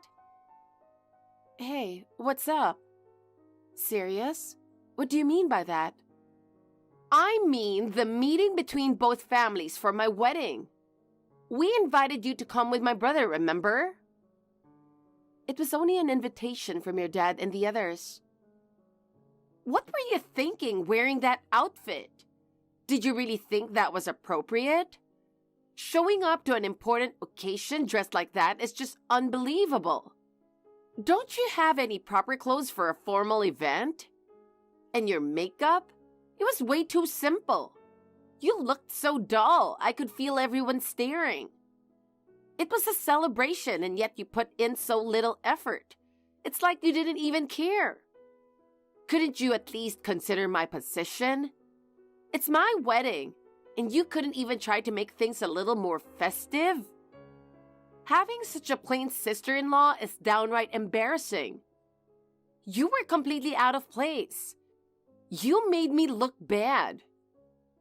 Did I really look that plain? I didn't mean it that way. But the clothes I own aren't flashy. And besides, I wasn't the star of the event. I thought it would be better not to stand out. I wanted you to be the one to shine, so I kept it understated. I invited you as family, and you showed up in that lame outfit. People are going to start questioning my taste. You embarrassed me. How am I supposed to face anyone after this? I don't think that's true. While you stepped out for a bit, your fiancé's mother complimented my outfit. She even knew the brand and spoke to me very kindly. I think you're overreacting. That was obviously just polite small talk. You really don't get anything, do you? My fiancé's family is wealthy, you know? There's no way they actually care about the kind of clothes someone like you, who just stays home all day, wears. Or did you buy that outfit with my brother's money? You can't even buy things yourself, and yet you show up acting all important? It's embarrassing. Just having you around is tarnishing my brother's reputation. It was a gift from Aiden. I didn't pick it out myself. He chose it for me. I think it's something he put a lot of thought into, and it's important to me. This has nothing to do with you. I knew it. You really are like a parasite, aren't you? You can't do anything on your own and rely on others for everything. All you do is laze around at home, spending Aiden's hard-earned money. Aren't you ashamed? You're completely useless, so stop acting so high and mighty. Here we go again. I've told you many times I work from home. I support Aiden and I'm fulfilling my role. There's plenty of work that can be done from home, so don't underestimate that. Look, working from home is nothing significant. It's not like you're in the same space as a company CEO or doing anything important. You're not worthy of breathing the same air as Aiden or my fiancé's father. You're just a useless parasite spending money, and it's pathetic. You're dressing yourself up with money my brother earned, and you should be ashamed. When will you finally realize how powerless and worthless you really are? And what about you, Nora? Are you trying to say you're any different? When I get married, I'm going to dedicate myself fully to my husband. I'll be a stay-at-home wife and take care of the house perfectly. I won't just sit around like you. I'm going to prove my worth. I'll support the family the way it's meant to be done. I do housework too, you know. Every day, I do whatever I can for Aiden, and I believe that's my role. No matter the form, I'm doing my best for the family. If you think differently, could you explain why? I've been to your place before, and you really call what you do housework? I'll do it at a professional level. Are you taking classes or something? Like a cooking class? My fiancé is going to be the next CEO of his company, you know? He's got money, so of course we'll hire professionals. Excuse me? Wait, so you're not doing it yourself? Unlike you, I'm smart enough to hire pros. And what will you be doing, Nora? I'll be managing the schedules for cleaning services, chefs, and laundry services. That's what it means to be a stay-at-home wife and take care of the house? Everything will be kept in perfect order, under my supervision, of course. And I need to look perfect too. I'm going to be the wife of the future company CEO after all. Sorry, I don't really get what you're saying. I'm nothing like you. Could you try to understand that a bit better? I have way more responsibilities and expectations than someone like you. So could you please stop causing me trouble? More importantly, let's talk about the wedding. That's what you really need to focus on. You have a role to play too. You need to be fully aware of what you should be doing.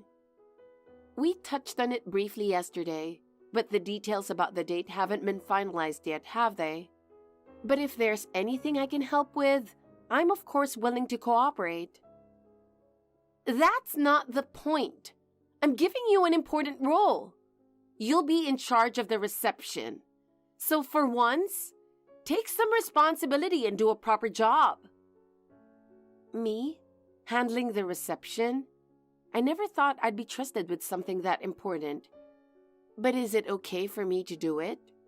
Wouldn't you normally ask a friend or someone else to handle that? Is it really that surprising? Show that you're actually useful for once. You've done nothing up until now, so the least you can do is take this on. You're basically freeloading, so you should at least do something like this. And since you'll be at the reception, there's no way I'll allow you to embarrass me with how you look. You'd better pick something far more appropriate than what you wore yesterday. And make sure your makeup is done properly. I won't forgive you if it's not. Don't slack on that. Wait, being told this so suddenly, I need time to prepare. Could you give me a little time to think about it? I need to figure out how to do things properly. There's no time to think. This is already decided. You don't have a choice. Just accept it and start preparing. You know how angry I'll be if you don't, right? But it's really so sudden. I need to make sure everything's in order, but it's hard to do that when you spring this on me. Could you at least tell me what kind of outfit would be good or how I should go about it? You're seriously complaining when I'm giving a role to a parasite like you? You don't get to make decisions, so just do as I say. That's how it's going to be. So start learning how to properly take care of your appearance, including makeup. The wedding is an important occasion. Don't embarrass me. I can't afford to be humiliated because of you. Got it? It would really help if you'd show some awareness and actually do what needs to be done. You understand, right? Wait, are you serious? You're not joking? I can't prepare for something like this on such short notice. Hold on, Nora.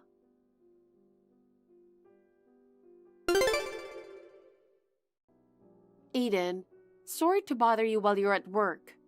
There's something I'd like to talk to you about when you get home. What time do you think you'll be back today? I'll be home by 7 p.m. today. What's going on? Is it something you can't say over WhatsApp? No, I can totally say it over WhatsApp. Is this about Nora again? Yeah, it is. What did she say this time? Well, it was mostly the usual, but she told me I have to be in charge of the reception at her wedding. The wedding reception? Is that really decided? Didn't they say the venue and date hadn't even been set yet? And isn't the reception something you can't just casually decide like that? Doesn't this feel way too rushed? Exactly. Nora said it's already a done deal. But I'm thinking, is it really okay for me to be handling the reception when we've only been married for less than 2 years? Usually, the couple's close friends or siblings take on that role, right? That's how it's always been at the weddings I've attended, so I'm kind of unsure about doing it myself. You're right. At our wedding, we had our friends handle the reception. Usually, families stay out of it. And I hardly ever hear about relatives taking charge of the reception. Plus, since the venue and date aren't even set yet, it seems strange to make such an important decision this early on. Exactly. That's why I'm like, is this really okay? I don't get what Nora's thinking at all. Yeah, it's odd. It's weird that she's assuming you'll handle the reception when nothing's been finalized yet. And deciding something like that without even discussing it with you first is just wrong. It was just so sudden and I was really surprised.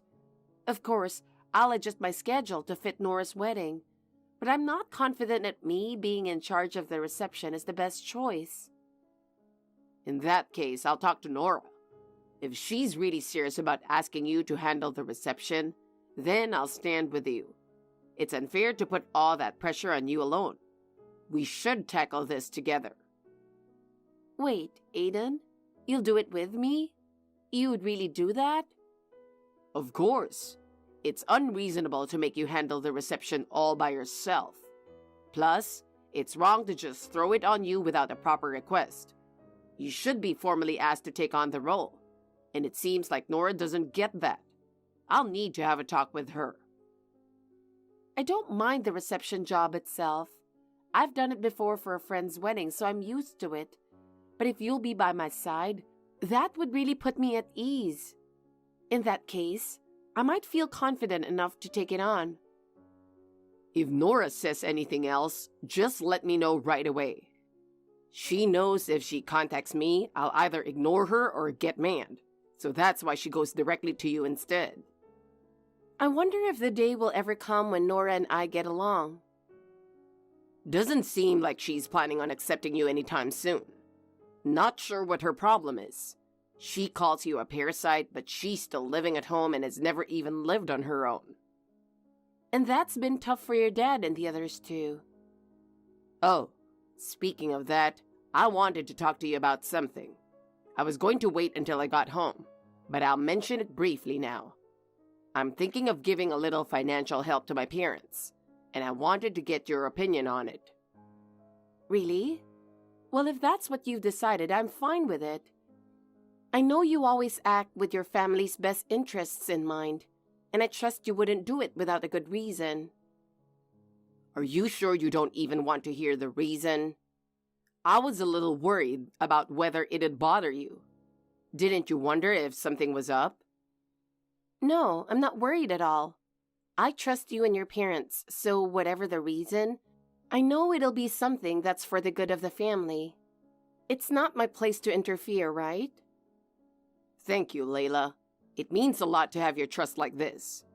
Actually, about Nora's wedding, nothing's been finalized yet, but her fiancé's parents mentioned yesterday that they'd contribute to the wedding expenses. Do you remember that? Yeah, now that you mention it, I do remember hearing about that. They said the groom's side would cover some of the costs, but I don't think they mentioned any specific amount yet. Still, it's really generous. Weddings can get expensive. Exactly, but I don't want to leave everything to the groom's side. So for appearance's sake, I'd like my parents to contribute something as well. The problem is, they don't really have the means to do that, so I'm thinking we might have to cover their part ourselves. I see. So we'd be helping out in place of your parents. Wedding costs are pretty significant, and I'm sure your parents would appreciate the help. I'm totally fine with that. Even though the exact amount isn't clear yet, I'll start preparing for it. Thanks, baby. Since the details of the wedding haven't been finalized yet, we'll discuss the actual amount once everything's set. There's no rush, so as long as we're prepared, it'll be fine. Let's plan things out carefully and take our time.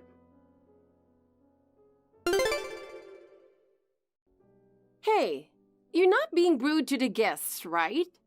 This is an important day for everyone, so don't do anything that would embarrass me, okay? How's the reception going? Is everyone here? It's just quieted down. For the moment, the reception work has settled a bit. A lot of people came, so it was a bit hectic, but so far, everything's going smoothly. You seriously needed to have Aiden standing next to you? Can't you handle something this simple on your own? You really can't do anything. It's pathetic. It's no wonder people call you a parasite.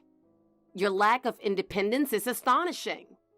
I can't believe you can't even manage a simple reception job by yourself. Relying on others is your specialty, but maybe it's time you learn to stand on your own. If you can't do that, you're going to spend your life depending on others forever. Should you really be messaging me right now? Aren't there a lot of things you need to prepare or take care of?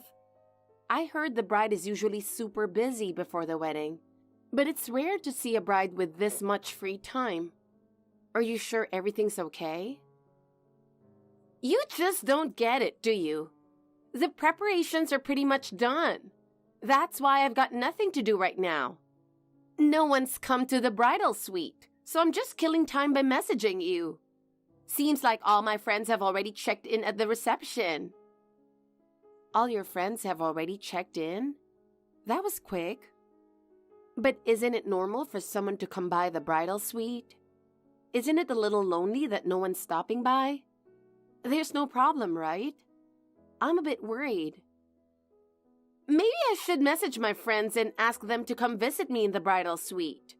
The wedding prep is mostly done, and if no one comes, I'm going to get bored. I mean, I'm the bride, so I want to have a lively time. I should be enjoying myself, right? By the way, after the reception, I wanted to ask you something. I checked with the venue staff too, but you've made sure the wedding gifts are being handled properly, right? Of course, I've made sure. The wedding staff explained everything, so don't worry. The gifts are put into boxes and then stored in a locker. Aiden and I double-checked everything, and it's all going smoothly. We're managing all the details carefully, so you don't have to worry. I see. That's reassuring. So, could you hand the locker key over to my brother? He's the most trustworthy, and I'd like someone responsible to manage it. I trust him to handle it properly. Sure, I'll give Aiden the key and he'll manage it carefully. He's just as responsible as I am, so I'm sure there won't be any issues. Plus, having him by my side gives me peace of mind too.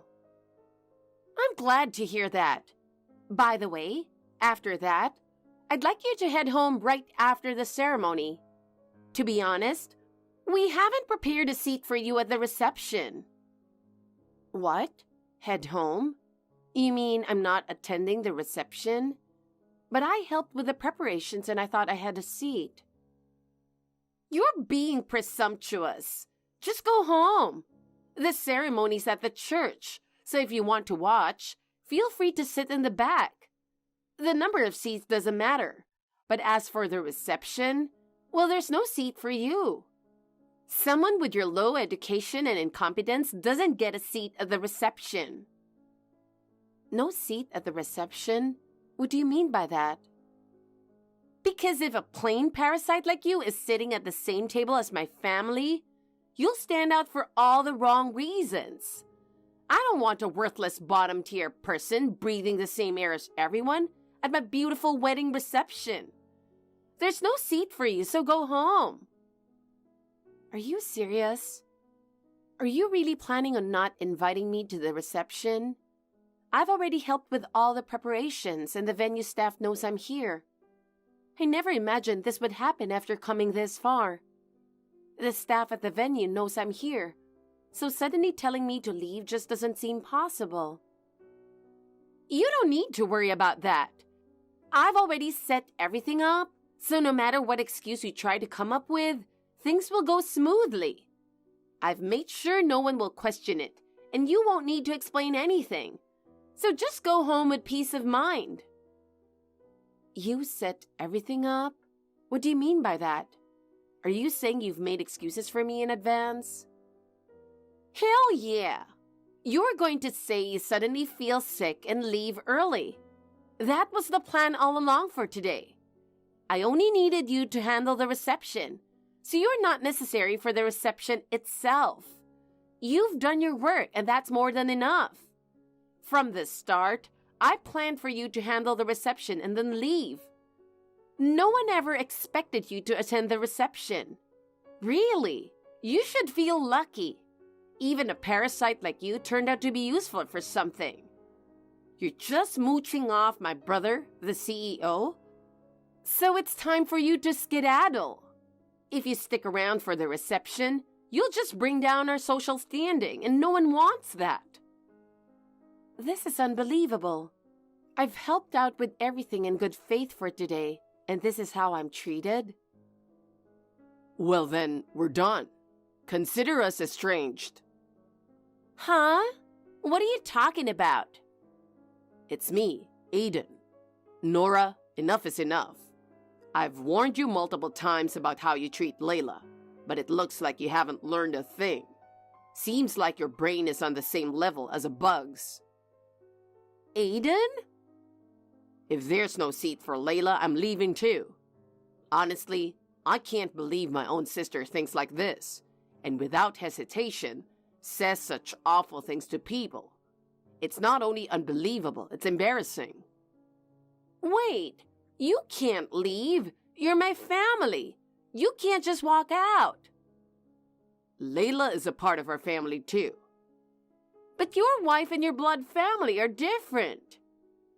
I see them the same way, which is why I'm leaving. Oh, and Dad and Mom are leaving too. What? Why? They said if Layla's leaving, they're leaving too. Why is this happening? I got a message from Dad and Mom. They said you're not welcome in their house anymore, and they won't be giving you any more support from now on. You'll have to live on your own from here. That's what they said. Wait, no, this can't be happening. Just like in your plan, Layla isn't feeling well. So as a family, Dad, Mom, and I will be leaving with her. Do whatever you want after that. Wait, the reception isn't even finished yet, and the wedding is about to start. Aiden, wait a minute. Hey, I've been calling you over and over. How could you ignore me at such an important time? What are you thinking? Answer your phone, for Christ's sake. I know you've read my messages. Reply right now. Sorry. Just like in your plan, Nora, I pretended to feel sick, and now I actually don't feel well. Don't be so fake. Because of you, all of my guests left. Because of me? You and Aiden left the reception, and then Dad and the others left the family room. So little by little, everyone else started leaving too. I just followed your plan, Nora. But having Aiden and the rest of the family leave with you wasn't part of the plan. You must have convinced them to leave with you. No, that's not true. Aiden and your parents all left on their own accord. That's why I don't understand why this is happening. This was supposed to be a big day for our family. To put it simply, they chose me over you, Nora. They chose you over me? Of course. You've been living at home, relying on your parents, and they've spent so much money on you.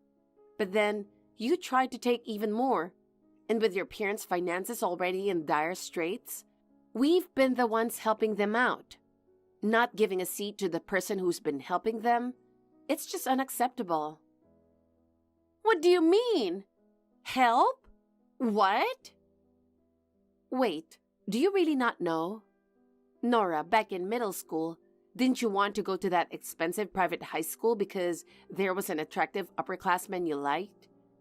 And then, without really studying, you applied to a bunch of colleges just for the sake of it, wasted all that application money, didn't get into any of them, and ended up repeating a year.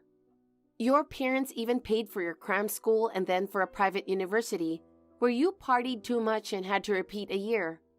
Do you realize how much money was spent on you? That's what parents are supposed to do. Your dad and mom supported you because they were thinking about your future, Nora. But that's not all, is it? What are you talking about?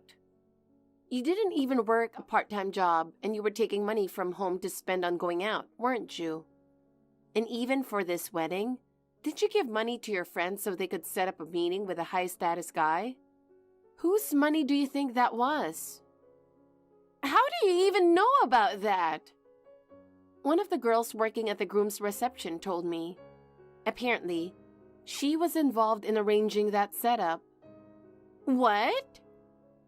You've been using your parents' money for all these things, yet you've never earned anything yourself and have been living at home without contributing a single penny.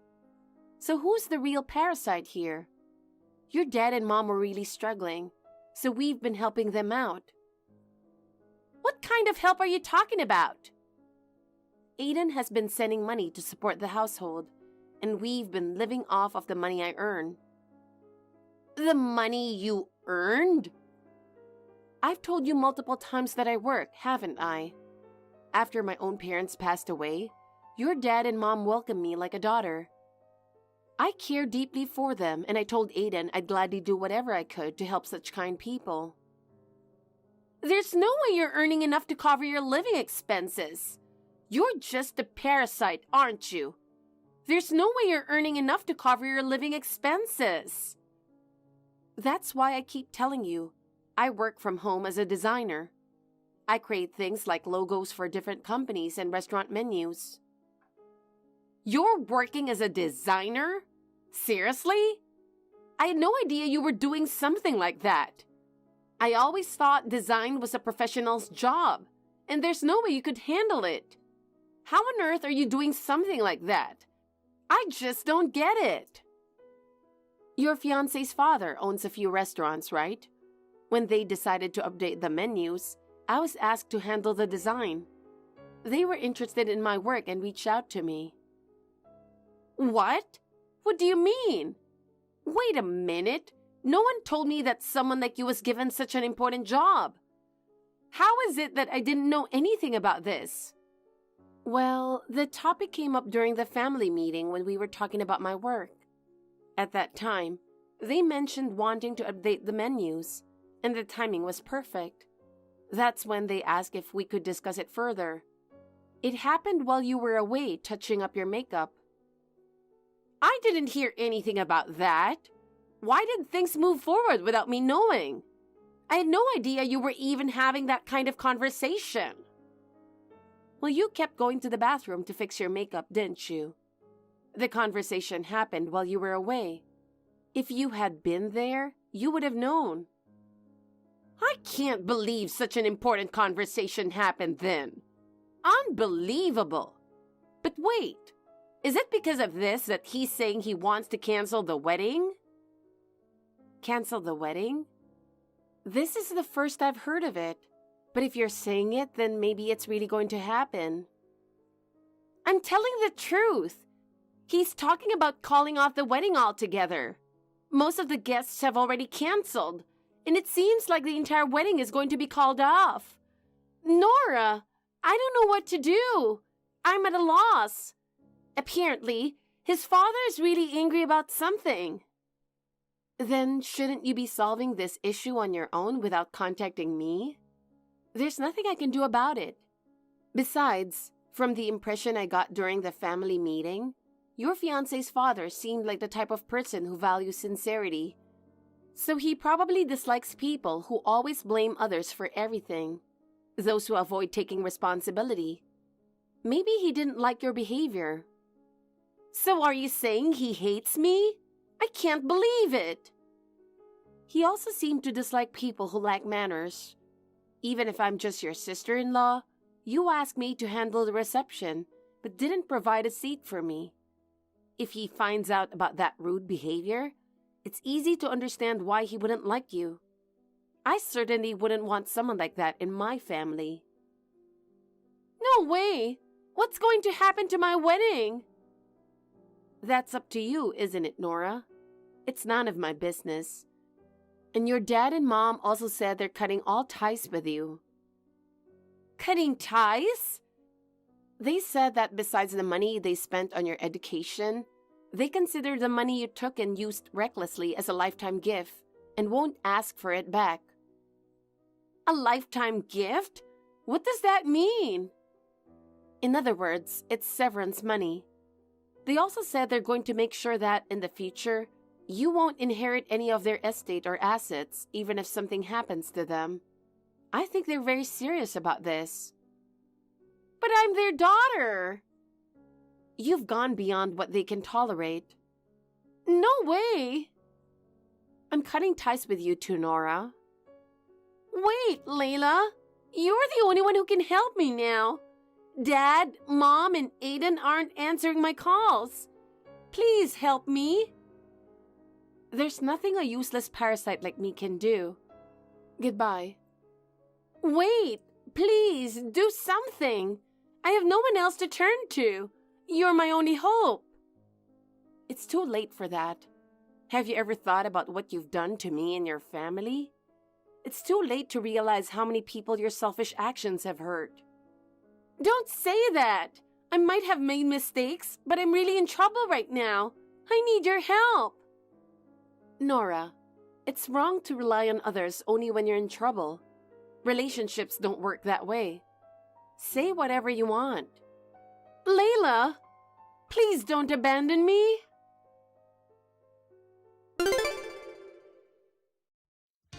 Since then, I've had no contact with Nora. It seems she couldn't come to terms with her wedding being cancelled.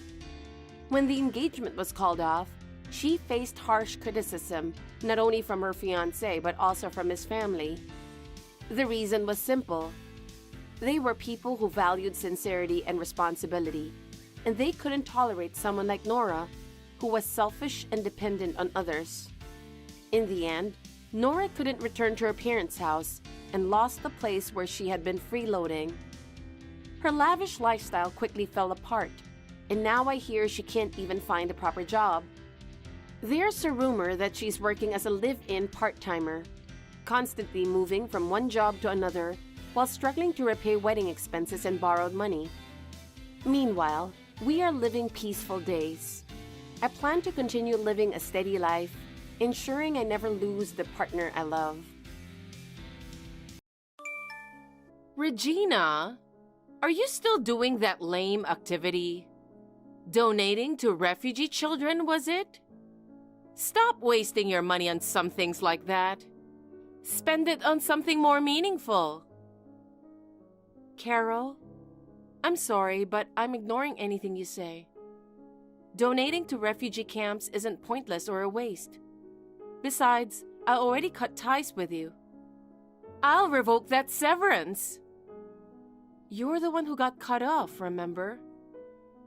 Who cares? Besides, I changed my phone number. So how did you find out?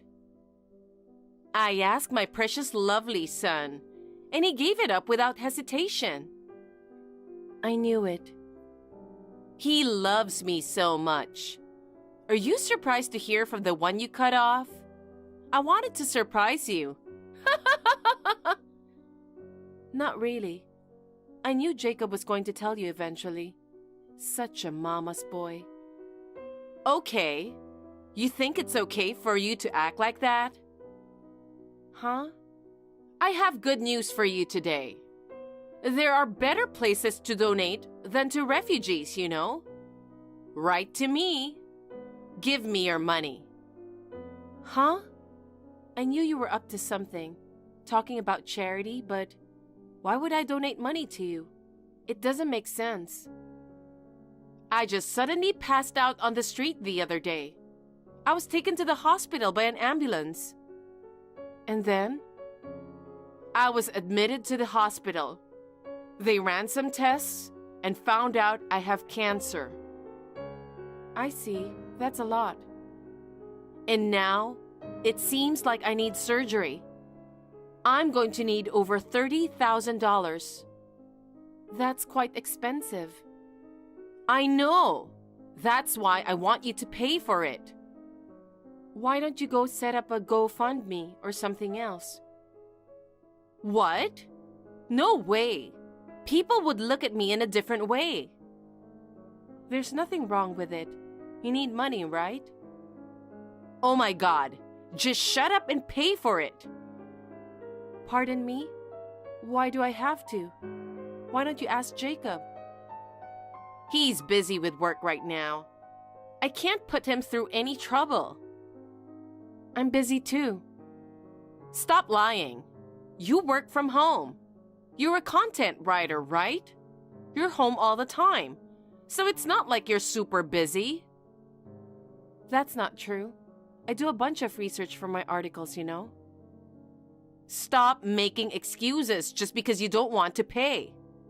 That won't work. Just do what I say. If you have money to give to strangers, then you should have enough money to help your mother-in-law. I'm giving you a chance to do something nice, so be grateful and pay for my surgery. Instead of being cheeky, you should be grateful to me. I don't understand. I've already cut ties with you. I don't need to do anything for you. You're cold-hearted. Your family is going through a lot, and you won't even help. How dare you say that? You never treated me as your family. That's not true. And you didn't even help me when I collapsed. How shameless. Oh, that happened? Yes, when I had ulcer. I couldn't move because of the pain. Oh, that. Sorry, but your attitude seemed so hypocritical. Always going on about refugees and such, acting all self-righteous.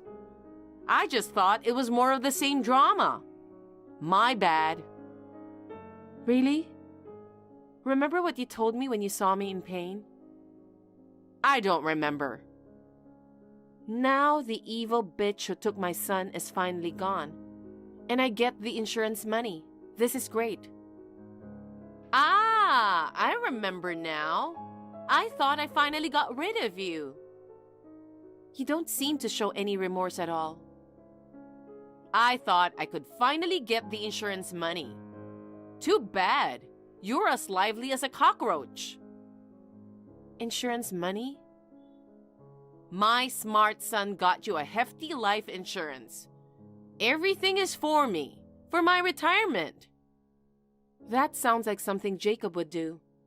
Luckily, Gregory happened to come back from work and called 911 immediately and saved my life. Ugh, that was unnecessary. If only he had kept his mouth shut, I could have gotten a lot of money. You got an earful from him too, right? My life could have been in real danger, you know. I wasn't happy about that. It's your fault for not taking care of your health properly.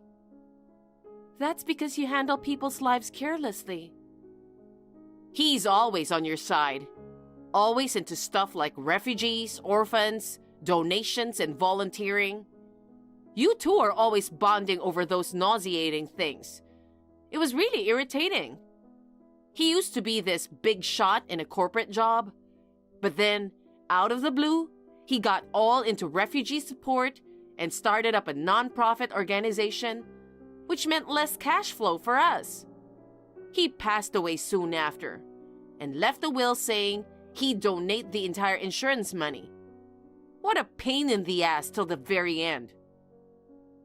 What a horrible thing to say about your husband. He was indeed a very honorable man. Besides saving my life, I have profound respect for him for numerous other reasons. It's likely that he chose to donate the insurance money to those less fortunate because he believed it would be more impactful than if you and Jacob were to squander it. He saw the potential for it to make a meaningful difference in the lives of those in need. Whatever! Not leaving any money behind for your family isn't meaningful at all. You're just like him. Always coming up with excuses. I really can't stand it. If you're so keen on throwing away money, why don't you hand some over to me? I need surgery right away, and I don't have enough money.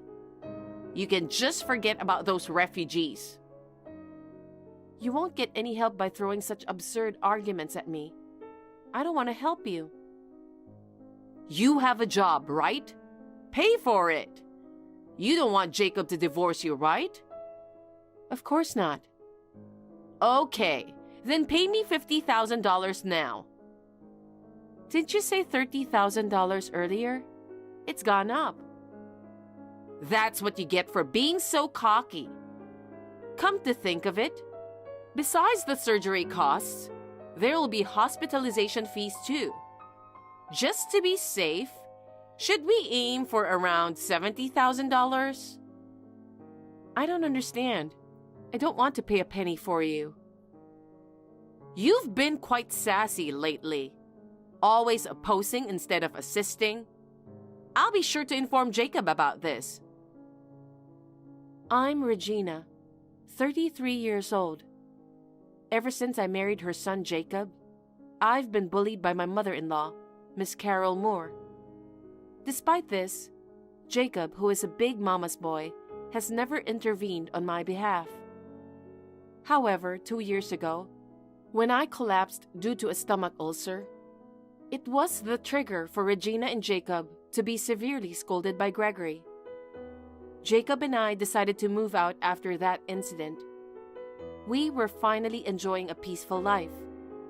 But about 6 months ago, my father-in-law Gregory fell ill and passed away. With Gregory no longer present, Carol's bullying resumed.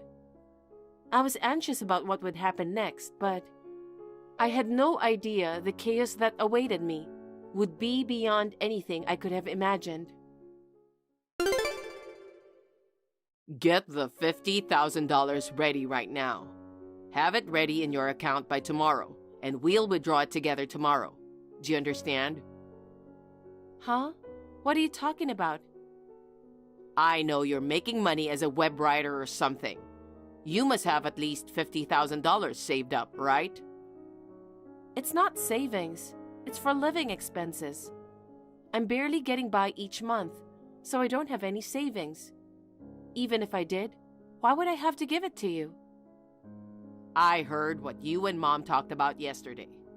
Refusing to help her and speaking badly of her is beyond low. I'll need $40,000 for her surgery and $10,000 as compensation. Are you stupid? That's your mother, right? Why don't you help her? Mom took care of you for a long time, didn't she? It's time to return the favor. I don't remember her taking care of me at all. Stop lying.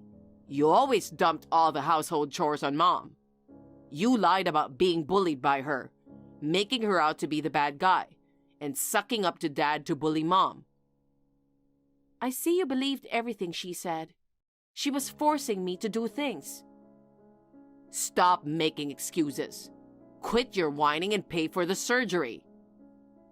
You're her son, aren't you? It's about your own mother, so don't just leave it to others. You don't care if she dies.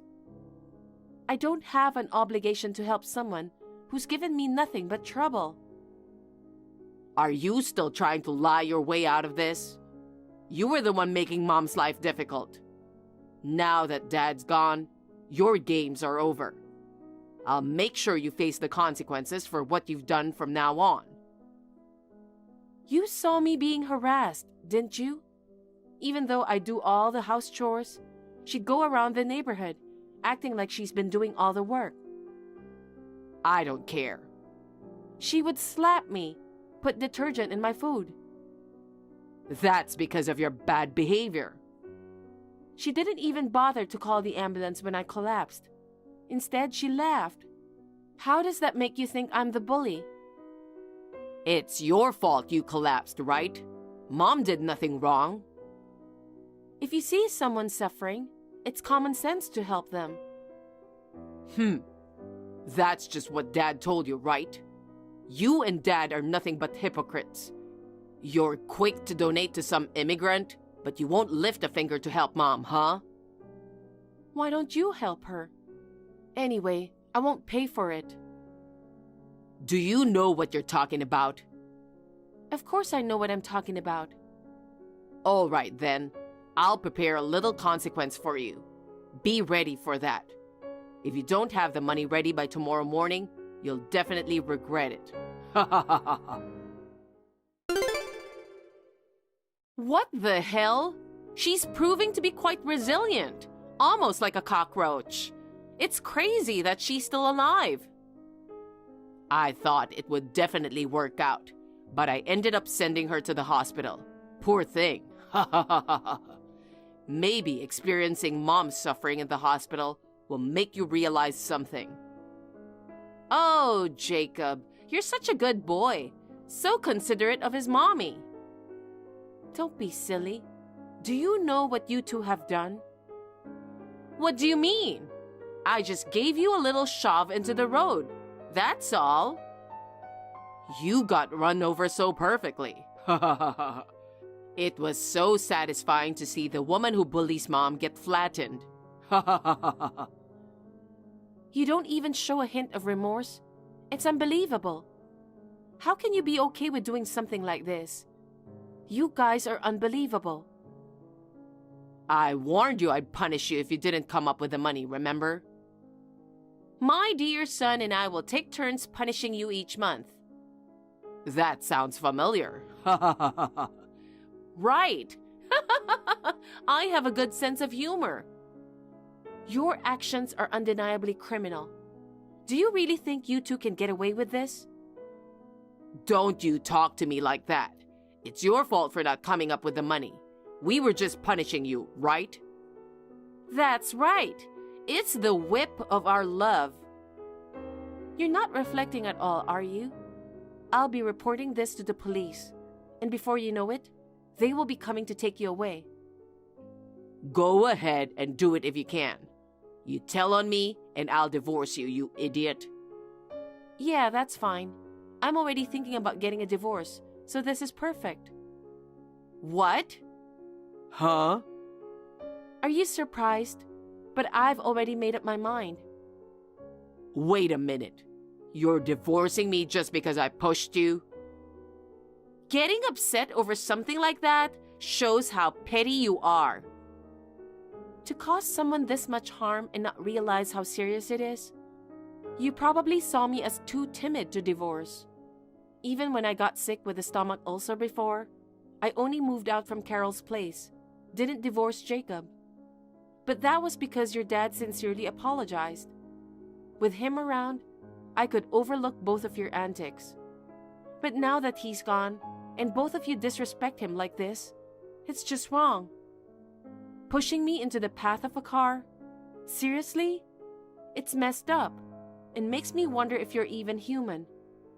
I don't want to be around people like you for another second. Why are we the ones being blamed here? The one at fault is the person who hit you. We're not responsible for this. The street was bustling, so it's no surprise I got hit when I was shoved into traffic like that. Besides, the person who hit me sincerely apologized afterward. Then, let's let bygones be bygones. Don't end the conversation. Geez, you're persistent, aren't you? Besides, it's not like the injury was that serious, right? I mean, look, you're able to use your phone just fine. If it were truly a severe injury, you'd be in the ICU, wouldn't you? I was there until 4 days ago. What? Blood was pouring from all over my body, and my head was split open. It took several days before I regained consciousness. Oh, really?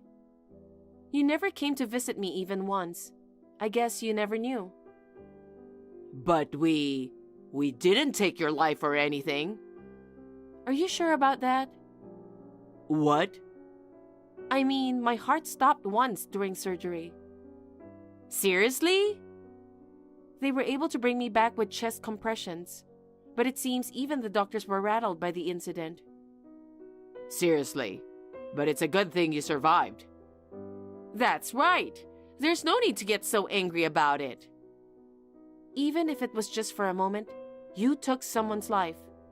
Even though I survived, your actions, pushing me into the road with clear intent to harm, constitute attempted murder. Stop exaggerating. You don't have to be so dramatic. Exactly. Anyway, you're alive, so stop dwelling on it. This is something I just can't let go of. It's going to haunt me for the rest of my life. Oh, for God's sake, shut up. So, if you're out of the ICU, you'll be discharged tomorrow, right? Huh? You're already in the clear, but I won't survive without surgery. So tell the doctor to discharge you tomorrow. Even with a severe injury, you can work a bit, right? Hurry up and prepare $80,000 for me. It's increasing again. Of course. It's the penalty for not preparing the money by the deadline. For each day you're late, the penalty increases by $10,000. That's absurd. If you can't come up with the money, just die. Then we can use the insurance money to pay for the surgery. If working is too much of a hassle, I think that will be easier. If you don't like that, then hurry up and get out of there. You'll just have to live as our slave for the rest of your life. Ha ha ha ha ha. Good luck. Ha ha ha ha ha. Hey, you guys. Do you even hear what you're saying? What? What's with that tone? What's wrong with you, all of a sudden? Oh, man. Seriously? I've had it. I won't hold back anymore. Huh? Causing serious harm to someone without a shred of remorse. And then, not only that, but also trying to push someone who's already badly hurt beyond their limits. And now, you want me to die? You're really crossing the line, you evil bunch. You're calling us evil? Who else could it be? You keep disrespecting me. How dare you speak to your husband's mother like that? I've always found you to be disrespectful. Your behavior worsened after the accident when you hit your head. The accident had nothing to do with it. I've never been able to stand you guys. Calm down, Regina. How can I calm down?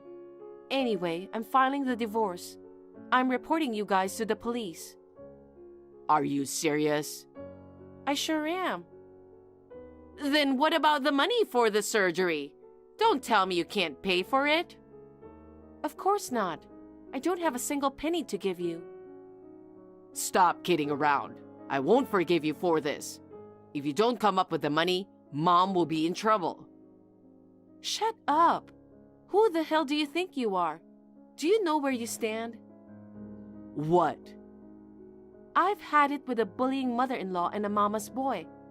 Both of you deserve to rot in prison. Oh my God, I'm sorry. I apologize for bullying you. I'll accept you as part of the family from now on.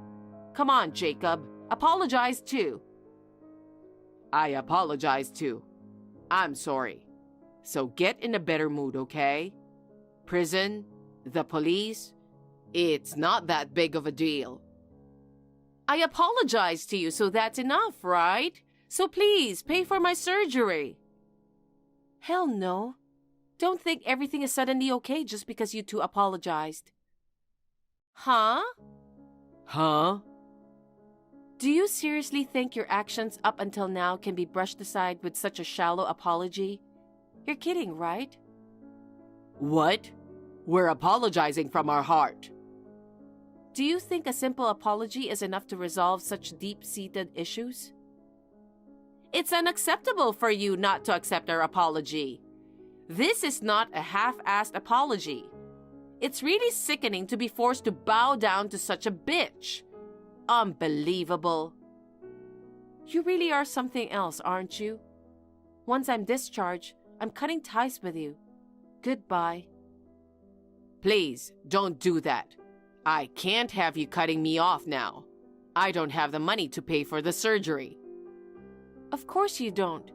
You're spending almost all the money you earn on investments. Carol lives on a pension, right? Yeah, so just help me out with the surgery expenses. I can't afford it. Even just half of it. I need to pay my own medical bills. And I'm also busy talking to the police about my injuries. Don't do that.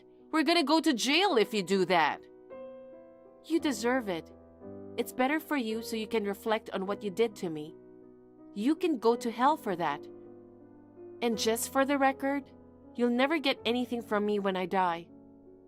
I will donate the insurance money to a non-profit organization that helps refugees. Try to be better and don't do anything stupid. After that, I talked to the police about everything that went on. The texts and surveillance footage played a crucial role, leading to the arrest of both individuals for attempted murder. After getting out of the hospital, I wrapped up my divorce with Jacob and made a fresh start far away. Thanks to my job as a freelance content writer, I've been able to work from home. Even after moving, I am taking care of my health while earning a living. Money hasn't been a worry. On the other hand, Carol couldn't afford the surgery and passed away. It seems Jacob, left alone, is feeling down in prison. I can only say that he deserved it. I've cut ties with those two unreasonable people and started a new life. Moving forward, I intend to work at a pace that suits me, prioritizing my own happiness and involving myself in modest charitable endeavors. Thank you for watching. Please rate the video and subscribe to our channel. See you in the next video.